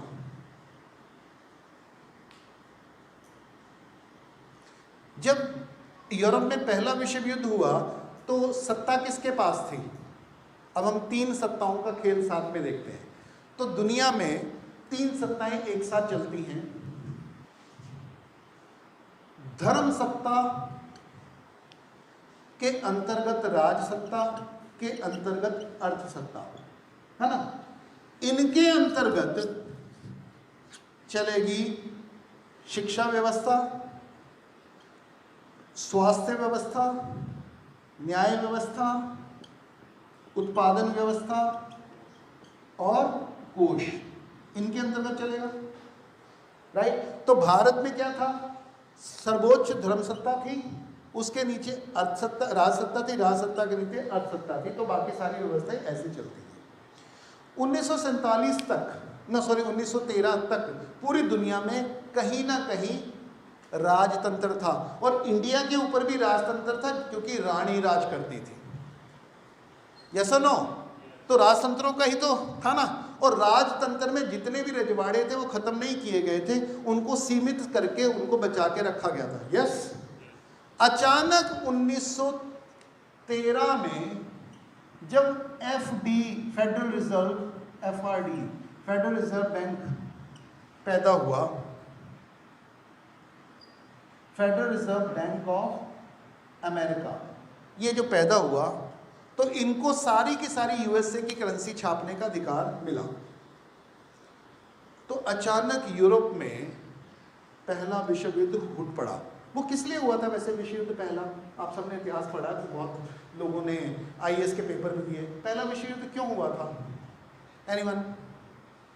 क्यों हुआ था? एनीवन? कौन सी सत्ता के लिए? किसके बीच पे हुआ? कौन सी सत्ता के लिए? अब मैं बताता हूं क्या हुआ। इन्होंने पूरी दुनिया के अलग अलग देशों ने अलग अलग राजतंत्रों के नीचे रहते हुए व्यापारी, ये लूटखोज व्यापारी कर रहे थे, परंतु सत्ता किसकी थी? अभी भी राजाओं की थी। तो पूरी दुनिया का लूट का जो सोना था, चांदी था, संपत्ति थी, वो यूरोप में भर्ती हो गई, इकट्ठी हो गई। ऐसा नो? अब ये जो राजा लोग थे ये आपस में लड़े एक दूसरे से, किसके लिए? उस सोने, उस संपत्ति के ऊपर अपना अधिकार करने के लिए। उसमें सबसे एग्रेसिव था जर्मनी। Got it? तो इंग्लैंड का, फ्रांस का, जर्मनी का, जापान का, इटली का, ये सारे के सारे देश लड़े, और इसमें अमेरिका का कोई लेना देना नहीं था। यहां असली खेल शुरू होता है। ये फेडरल रिजर्व बैंक वाले जर्मनी के, यूरोप के सारे बैंकर्स थे। इन्होंने नीति अपनाई और सारे कुछ ऐसे घटनाक्रम को अंजाम दिया कि यूरोप में युद्ध छिड़ गया।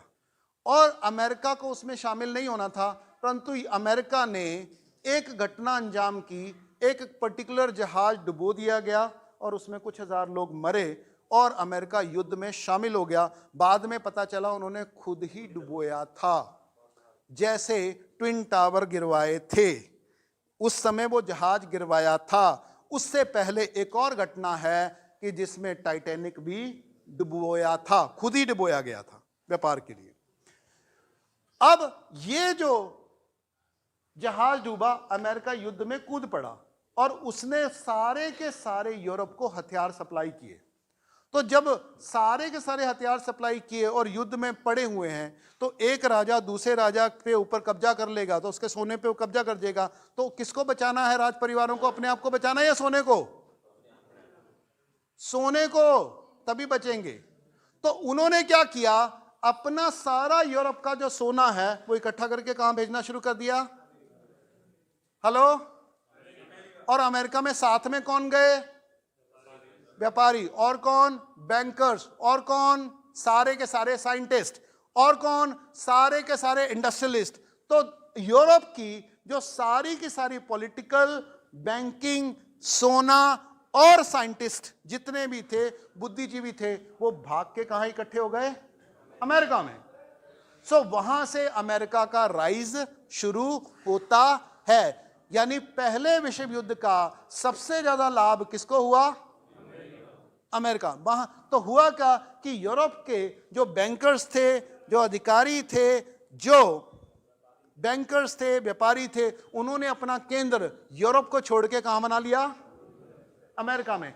अब वो अमेरिका से बैठ के पूरी दुनिया को कंट्रोल करना चाहते थे। उस कंट्रोल का पहला इंस्टीट्यूशन फेडरल रिजर्व बैंक था। फिर सेकेंड वर्ल्ड वॉर हुई। सेकेंड वर्ल्ड वॉर स्टार्ट किसने की? कहते हैं हिटलर ने स्टार्ट की। हिटलर को फंड किसने दिया? फेडरल रिजर्व बैंक के बैंकर्स ने उसको लाखों डॉलर दिए। उसने क्या किया? युद्ध को शुरू किया और जब युद्ध खत्म हुआ तो सारे के सारे राजवंश खत्म हो गए।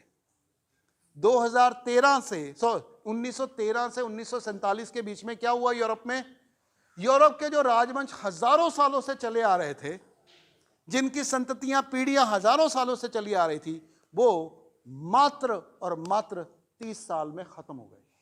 आज है यहां से केवल यूरोप के खत्म हुए या इंडिया के भी? अच्छा, इसके पीछे क्या कारण था? इसके पीछे ये कारण था कि अच्छा, अंग्रेजों ने इंडिया में, पूरे इंडिया के ऊपर अंग्रेजों ने कब्जा किया। कितने युद्ध लड़े अंग्रेजों ने इंडिया में? एनीवन? इतिहास पढ़ने वालों? अंग्रेजों ने पूरे इंडिया में कितने युद्ध लड़े? 47। और कितने प्रतिद्वंदी थे? केवल 17। सिखों के साथ 4, टीपू सुल्तान के साथ 4, मराठाओं के साथ 3, एक सिराजुद्दौला के साथ, एक बक्सर में, एक 2-4 इधर उधर लड़े और एक झांसी रानी के साथ लड़ा। तो टोटल 17 प्रतिद्वंदी लड़े। भारत में रियासतें कितनी थी? 772, 752। उनमें से लड़े केवल 17। बाकियों ने क्या किया? सरेंडर किया।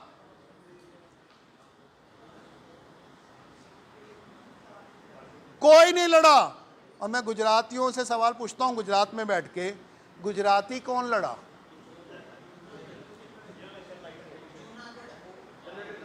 नहीं लड़ा, कोई नहीं लड़ा। अंग्रेजों के खिलाफ नहीं लड़ा, वो आजाद होने के बाद लड़ा। वो कांग्रेस के खिलाफ लड़ा, कोई भी नहीं लड़ा। उन्होंने सरेंडर किया। तो ये भारत की जो शिक्षा व्यवस्था, धर्म व्यवस्था, अर्थव्यवस्था, समाज व्यवस्था, स्वास्थ्य व्यवस्था, न्याय व्यवस्था को खत्म करने में अंग्रेजों का रोल है, या साथ साथ में सारे के सारे हमारे भारतीय राजाओं का भी रोल है? हेलो? राजाओं का भी रोल है। उनके बारे में कोई बात करता नहीं है। हाँ, बात करेंगे अकबर की, बात करेंगे मुस्लिम की, वो तो कम से कम लड़े, मुगल तो कम से कम लड़े, पेशवा तो कम से कम लड़े, सिख तो कम से कम लड़े, रानी की झांसी कम से कम लड़ी, टीपू सुल्तान कम से कम लड़ा। पर जो बाकी के 750 थे, सॉरी 550 थे, उन्होंने क्या किया? 1947 में जो संविधान लिखा गया, उस संविधान से पहले 34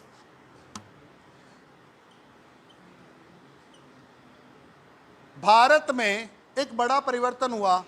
आपको पूछना चाहिए वो कैसे हुआ। भारत में जो बैंकिंग व्यवस्था जो यूरोप में थी, वही बैंकिंग व्यवस्था यहाँ लागू की गई। अंग्रेज़ों ने बहुत ज़्यादा हम कहते हैं ना, बहुत बड़ा षड्यंत्र किया। उन्होंने कोई षड्यंत्र ज़्यादा नहीं किए। जो व्यवस्था यूरोप में चलती थी वो उठा के यहाँ लगा दी। जो असभ्य समाज की व्यवस्थाएं थी वो उन्होंने सभ्य समाज में लागू कर दी। तो असभ्य समाज का क्या होगा? सत्यानाश हो जाए। बस इतना ही हुआ है। जो व्यवस्थाएं फ्री थी, सामाजिक थी, सबके लिए थी, उनको उन्होंने व्यापार के लिए व्यापार के लिए कन्वर्ट कर दिया। बस इतना सा काम किया है। यही है मैकॉले पॉलिसी। उसके इन्होंने 1934 में एक और बड़ा फेरबदल किया।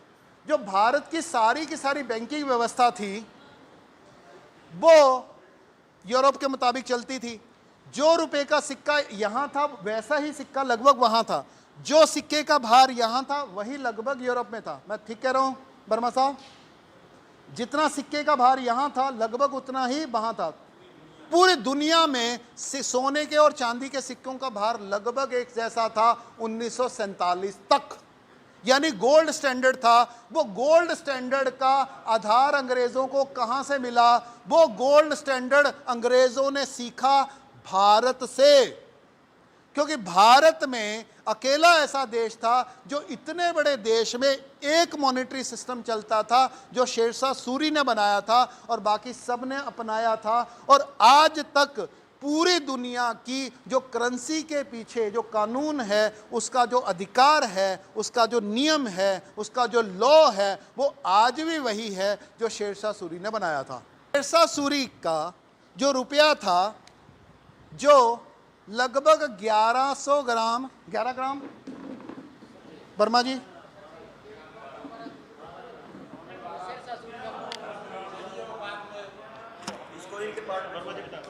ठीक है। उन्होंने चांदी का जो सिक्का था उसको रुपया बोलते थे। सोने का जो सिक्का था उसको मोहर बोलते थे। तो एक चांदी का सिक्का और एक सोने का सिक्का मतलब 10 चांदी के सिक्कों के बराबर था। ये उनका फिक्स रेट था। परंतु यही सिक्का चलता था, इसी को वो गोल्ड स्टैंडर्ड बोलते थे। तो रुपया का जो 1 रुपया था वो एक चांदी के सिक्के का केवल और केवल चेक था, एक रसीद थी बस। इसीलिए लिखा जाता था, मैं धारक को 1 रुपया देने का वायदा करता हूं on any office of issue. यानी कोई भी इशू का जो ऑफिस है, टकसाल है, वहां जाके आप रुपया दे सकते थे, उसके बदले में चांदी का सिक्का ले सकते थे, चांदी ले सकते थे, रुपया सोना ले सकते थे। ये नियम कब से बना था? ये शेरशाह सूरी के समय से बना था। अंग्रेजों ने उसमें कूटकरण किया, वो अलग डिटेल है, वो वर्मा जी बताएंगे। परंतु वो सिक्का एज इट इज चलता था। और भारत में का जो अंग्रेजों का बैंक था उसका नाम था imperial bank. Imperial bank India में भी चलता था, इंपीरियल बैंक इंग्लैंड में भी चलता था। 1934 में अंग्रेजों ने अचानक एक नया एक्ट पास किया, उसका नाम है आरबीआई एक्ट 1934। यानी भारत का जो reserve bank of India act है वो पास हुआ। इस बैंक की खूबी क्या थी? उससे पहले इंपीरियल बैंक सेंट्रल बैंक था, वो गवर्नमेंट का बैंक था। आप जितना पैसा चाहते थे, यानी आपने जितने नोट लिए उतने बदले में उतना सोना और चांदी आप बैंक में नोट करते थे। अगर बैंक के पास 1000 रुपया है तो उसके पास 1000 सोने चांदी के सिक्के रहते थे। इसलिए रुपए की जो कीमत और सोने की कीमत दोनों समान थे। इसलिए रुपए का कभी कूटकरण होता नहीं था, महंगाई होती नहीं थी, उसमें किसी किस्म की मिलावट होती नहीं थी, क्योंकि वो कानूनन अपराध था। अब अंग्रेजों ने 1934 को अचानक उस सरकारी बैंक को क्या डिक्लेयर कर दिया? Private limited company. आरबीआई क्या है? Private limited company. ये क्यों बनी? ये कैसे बनी? इसके पीछे क्या हेतु था? इसके पीछे एग्जैक्टली वही हेतु है जो federal reserve bank of USA है, और इसके भी जो कानून और नियम है वो वही हैं जो फेडरल रिजर्व ऑफ इंक है। ये फेडरल रिजर्व ऑफ जो फेडरल रिजर्व बैंक है यूएसए का, वो किसका है? यूएस गवर्नमेंट का है या बैंकिंग फैमिली का है? तो रिजर्व बैंक ऑफ इंडिया किसका है? वो भी बैंकिंग फैमिली का है। आप हिस्ट्री ऑफ आरबीआई पढ़ लीजिए, इसको कैसे बनाया जाएगा उसके चौथे पन्ने में बड़े बड़े अक्षरों पे लिखा है रिकमेंडेड बाय रॉथचाइल्ड, लिखा हुआ है कानूनन दस्तावेज के अंदर, हिस्ट्री ऑफ आरबीआई में, जो आरबीआई ने खुद अपनी हिस्ट्री पब्लिश किया उसमें। तो यानी ये जो बैंक था, यानी जितना सोना चांदी, जितने सिक्के, जितने नोट उन्होंने इशू किए, उतने ही सिक्के उसके पास जमा थे। किसके पास? इंपीरियल बैंक के पास। अचानक वो बैंक एक ही दिन में क्या कर दिया गया? प्राइवेट कर दिया गया। और जितने सरकारी पैसे थे, सरकारी संपत्ति थी, सरकारी लोन थे, सरकारी सोना चांदी था, सरकारी ट्रेजरी था, वो किसको ट्रांसफर कर दिया गया? एक प्राइवेट बैंक को, यानी रॉथचाइल्ड के बैंक को।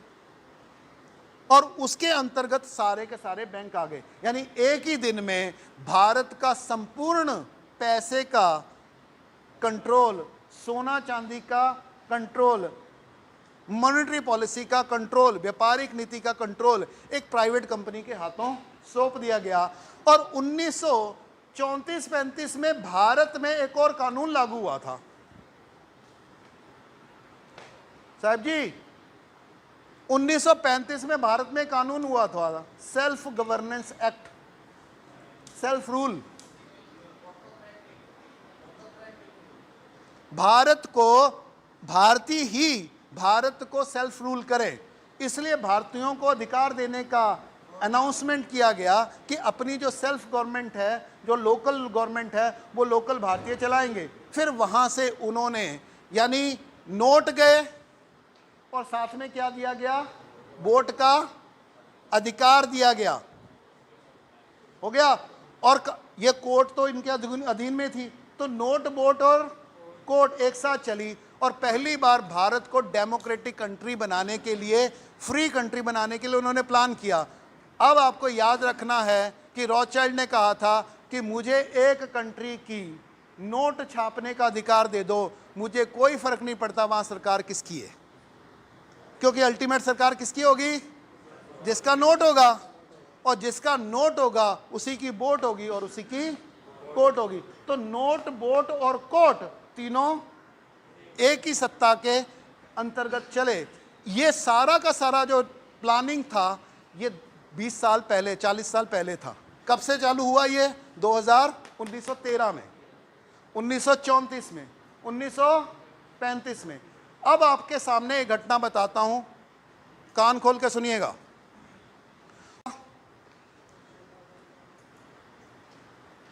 वर्मा जी आज तक ढूंढ रहे हैं कि ट्रांसफर ऑफ पावर एक्ट क्या था, कि नेहरू ने भारत की सत्ता ली तो वो कौन सा दस्तावेज था जिसमें, उसमें कौन सी टर्म्स एंड कंडीशन लिखी गई थी जिसमें भारत का जो राज्य है वो कांग्रेस को, नेहरू को सुपुर्द किया गया था। वो कौन सी टर्म्स एंड कंडीशन थी? मैं बताता हूँ वो कौन सी थी, जो आज तक लिखी नहीं गई। 1947 में जितना भारत में नोटों का प्रचलन था, उतनी ही मात्रा में सोना नहीं चल रहा। भारत में, वाह, पवार साहब पहले बोलना था, जितने नोटों का चलन था, जितनी करेंसी थी, उतनी मात्रा में सोना और चांदी एज ए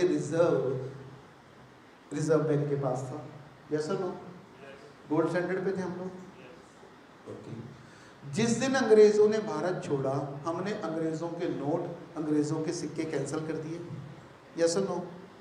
ओके, तो इसका मतलब है कि आपने हमको नोट दिए, वो तो एक रसीद थी, हम आपकी रसीदें वापस करते हैं, हमारे सोना और चांदी हमको वापस दे दो।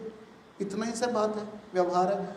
और आरबीआई कोई सरकारी बैंक तो था नहीं, वो तो एक प्राइवेट लिमिटेड कंपनी थी, वो तो अंग्रेज़ों की कंपनी नहीं थी, अंग्रेज सरकार की कंपनी नहीं थी, क्योंकि अधिकार तो अंग्रेज सरकार का था, आरबीआई का तो अधिकार नहीं था। आरबीआई तो एक प्राइवेट लिमिटेड कंपनी थी। आप मुझे बताइए, वो सोना और चांदी जो रिजर्व था वो कहाँ गया?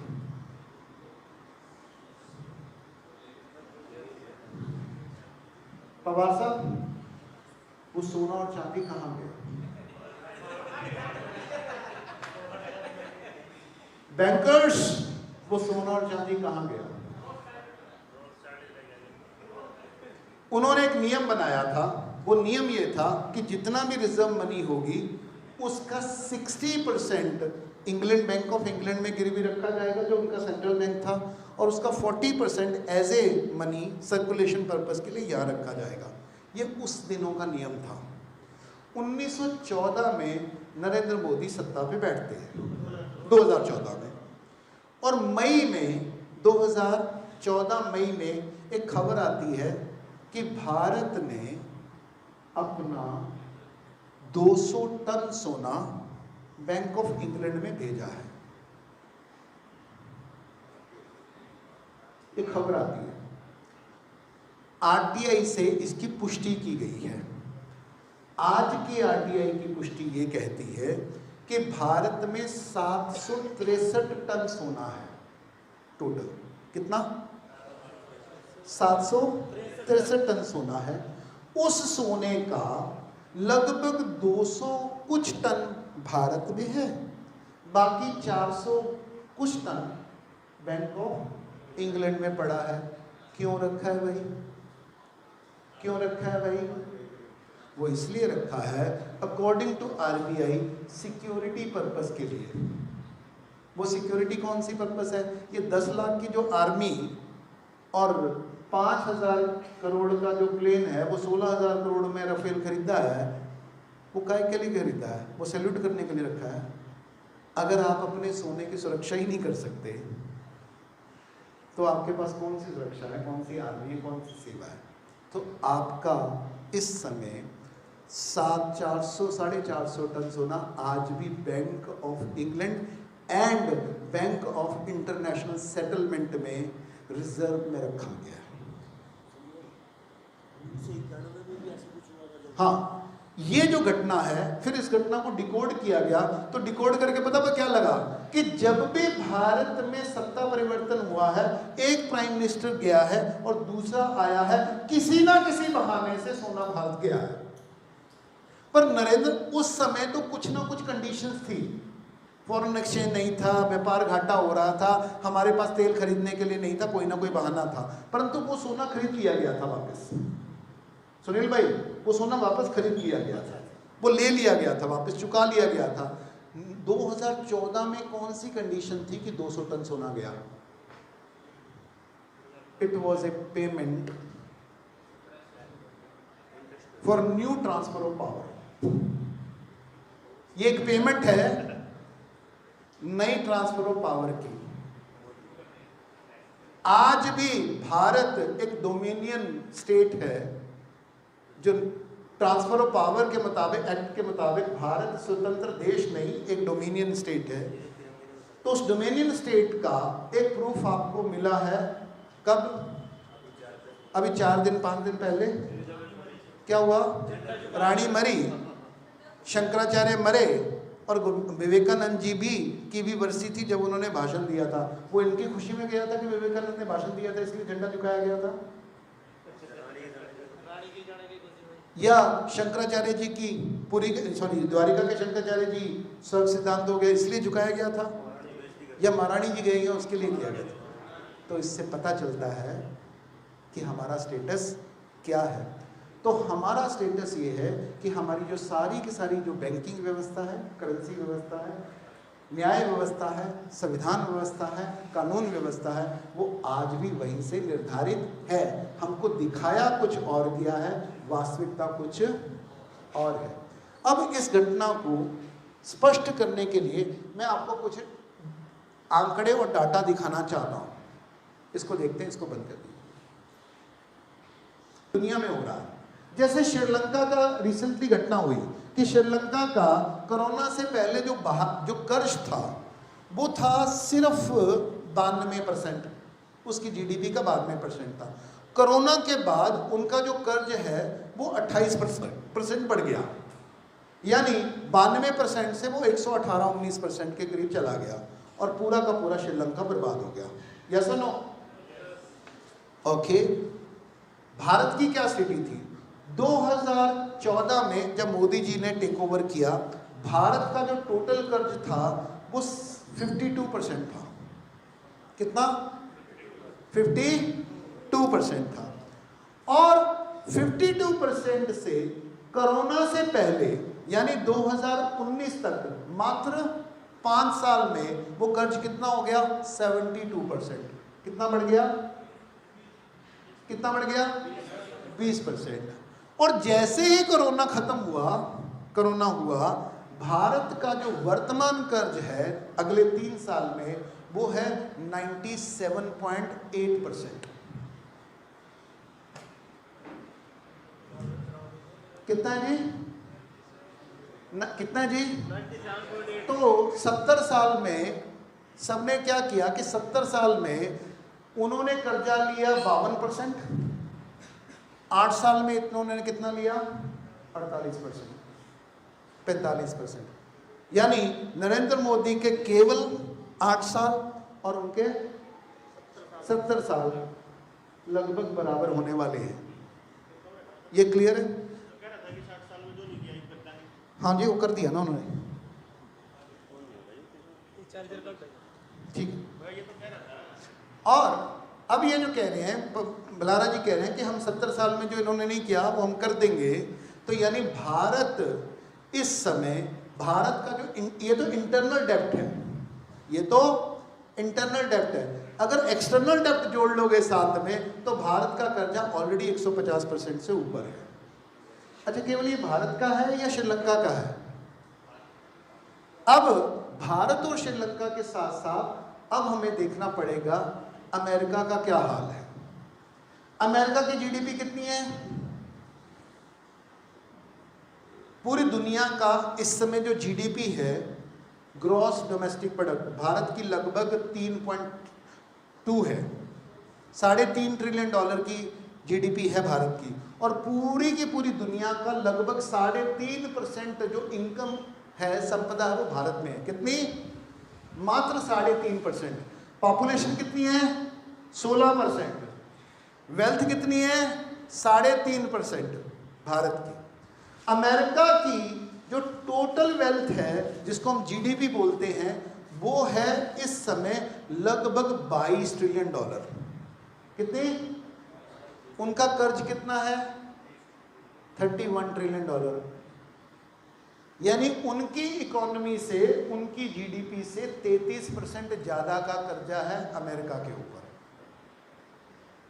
भारत के एक नागरिक, जितना कर्जा भारत सरकार ने लिया है, एक नागरिक के ऊपर जब उसको डिवाइड किया गया, 150 करोड़ से डिवाइड किया गया, तो आप यहां जितने लोग बैठे हैं उनके ऊपर 98,000 का कर्जा है जो यहां बैठे हैं।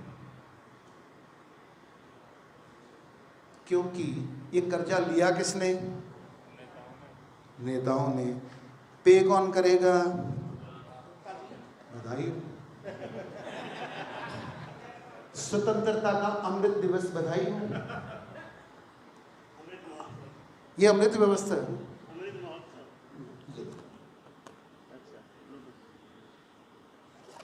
अमृत महोत्सव में हमारे ऊपर 98,000 का एक व्यक्ति के ऊपर कर्जा है, और ये कर्जे का 25% आपको भेंट के रूप में मिला है कोरोना काल में।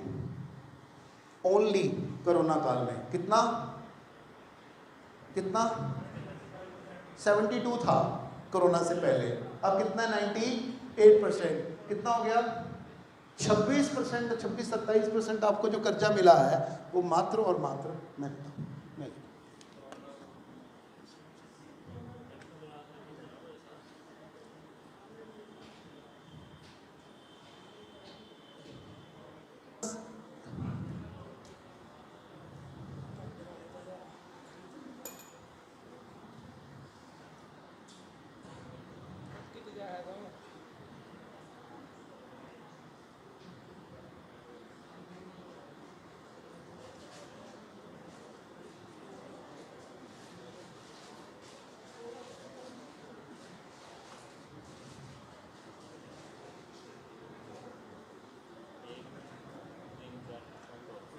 लो जी, ये अमृत चक्र है, ये दुनिया का अमृत चक्र है।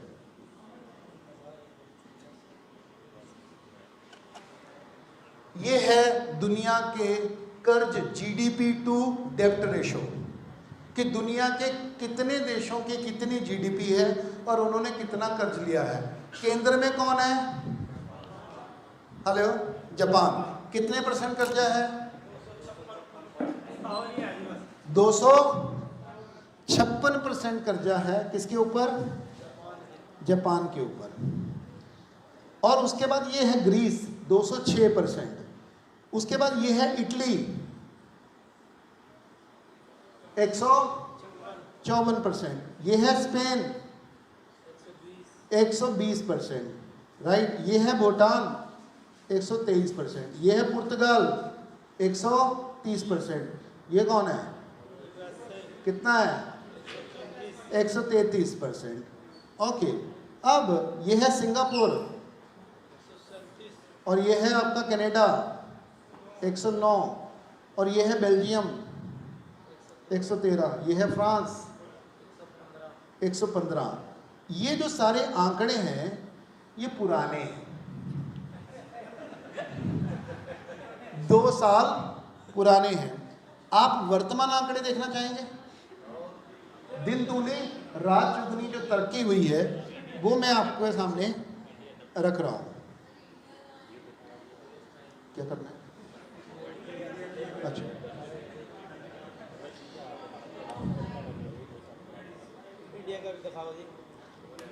इंडिया का दिखा तो दिया, नहीं दिखाया, बड़ा करके दिखाऊं?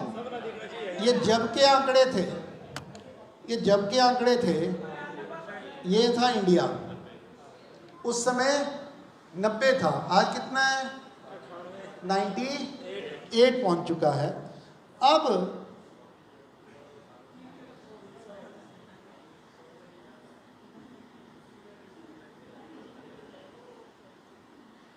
डेब्ट मीटर, ये यूएसए का कितना कर्जा है उसको नापने का मीटर है। ये लाइव वेबसाइट है।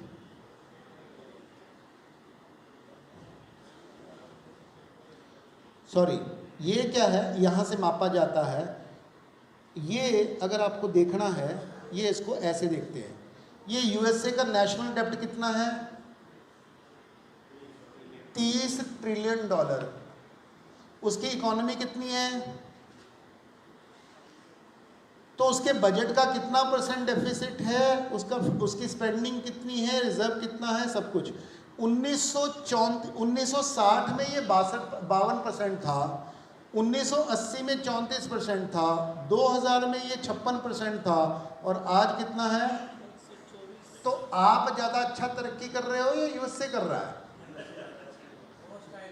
यूएसए कर रहा है, ठीक है। तो यहाँ पे क्या है कि दुनिया भर के सारे के सारे नाटे हैं कि ये क्या पेड साइट हो गया है। पर ये मोबाइल में आप देखोगे ना, तो मोबाइल में usdebtclock.org, आप अपने मोबाइल में जब आप कैलकुलेट करोगे तो दुनिया के हर कंट्री का डाटा आपको मिलेगा। अगर मैं वो डाटा इकट्ठा करूं, करके आपसे बात करूं, तो इस समय लगभग दुनिया के इंटरनल और एक्सटर्नल 2 तरह का डेब्ट है। एक डेब्ट है जो दुनिया का सबसे बड़ा कर्जई कौन है? व्यक्ति या सरकार? ये कर्जा किसने लिया है? सरकार ने। ये किससे लिया है? तो सरकार 2 लोगों से कर्जा लेती है। एक कर्जा लेती है आपसे, दूसरा कर्जा सरकार लेती है बाहर की संस्थाओं से। तो सरकार किससे कर्जा लेती है? यूएसए से लेती है, वर्ल्ड बैंक से लेती है, और आईएमएफ से लेती है, और हाँ बिल गेट्स से लेती है, या किसी से लेती है? चलिए मैं आपसे एक क्रिटिकल सवाल पूछता हूं। पूरे के पूरे आईएमएफ और वर्ल्ड बैंक का जो टोटल बजट है ना, वो $1 ट्रिलियन है, और यूएसए के ऊपर कर्जा कितना है? 30 ट्रिलियन का। भारत के ऊपर कितना है? लगभग 3 ट्रिलियन का। पूरी दुनिया पे कितना कर्जा है? 277 ट्रिलियन। दुनिया की जीडीपी कितनी है? 96 ट्रिलियन। कर्जा कितना है? 277 ट्रिलियन। यानी पूरी दुनिया की टोटल इनकम से 365% कर्जा ज्यादा है। सवाल ये नहीं है कि कितना ज्यादा है, सवाल ये है ये दिया किसने? ये दिया किसने, और उसके पास पैसा देने के लिए आया कहां?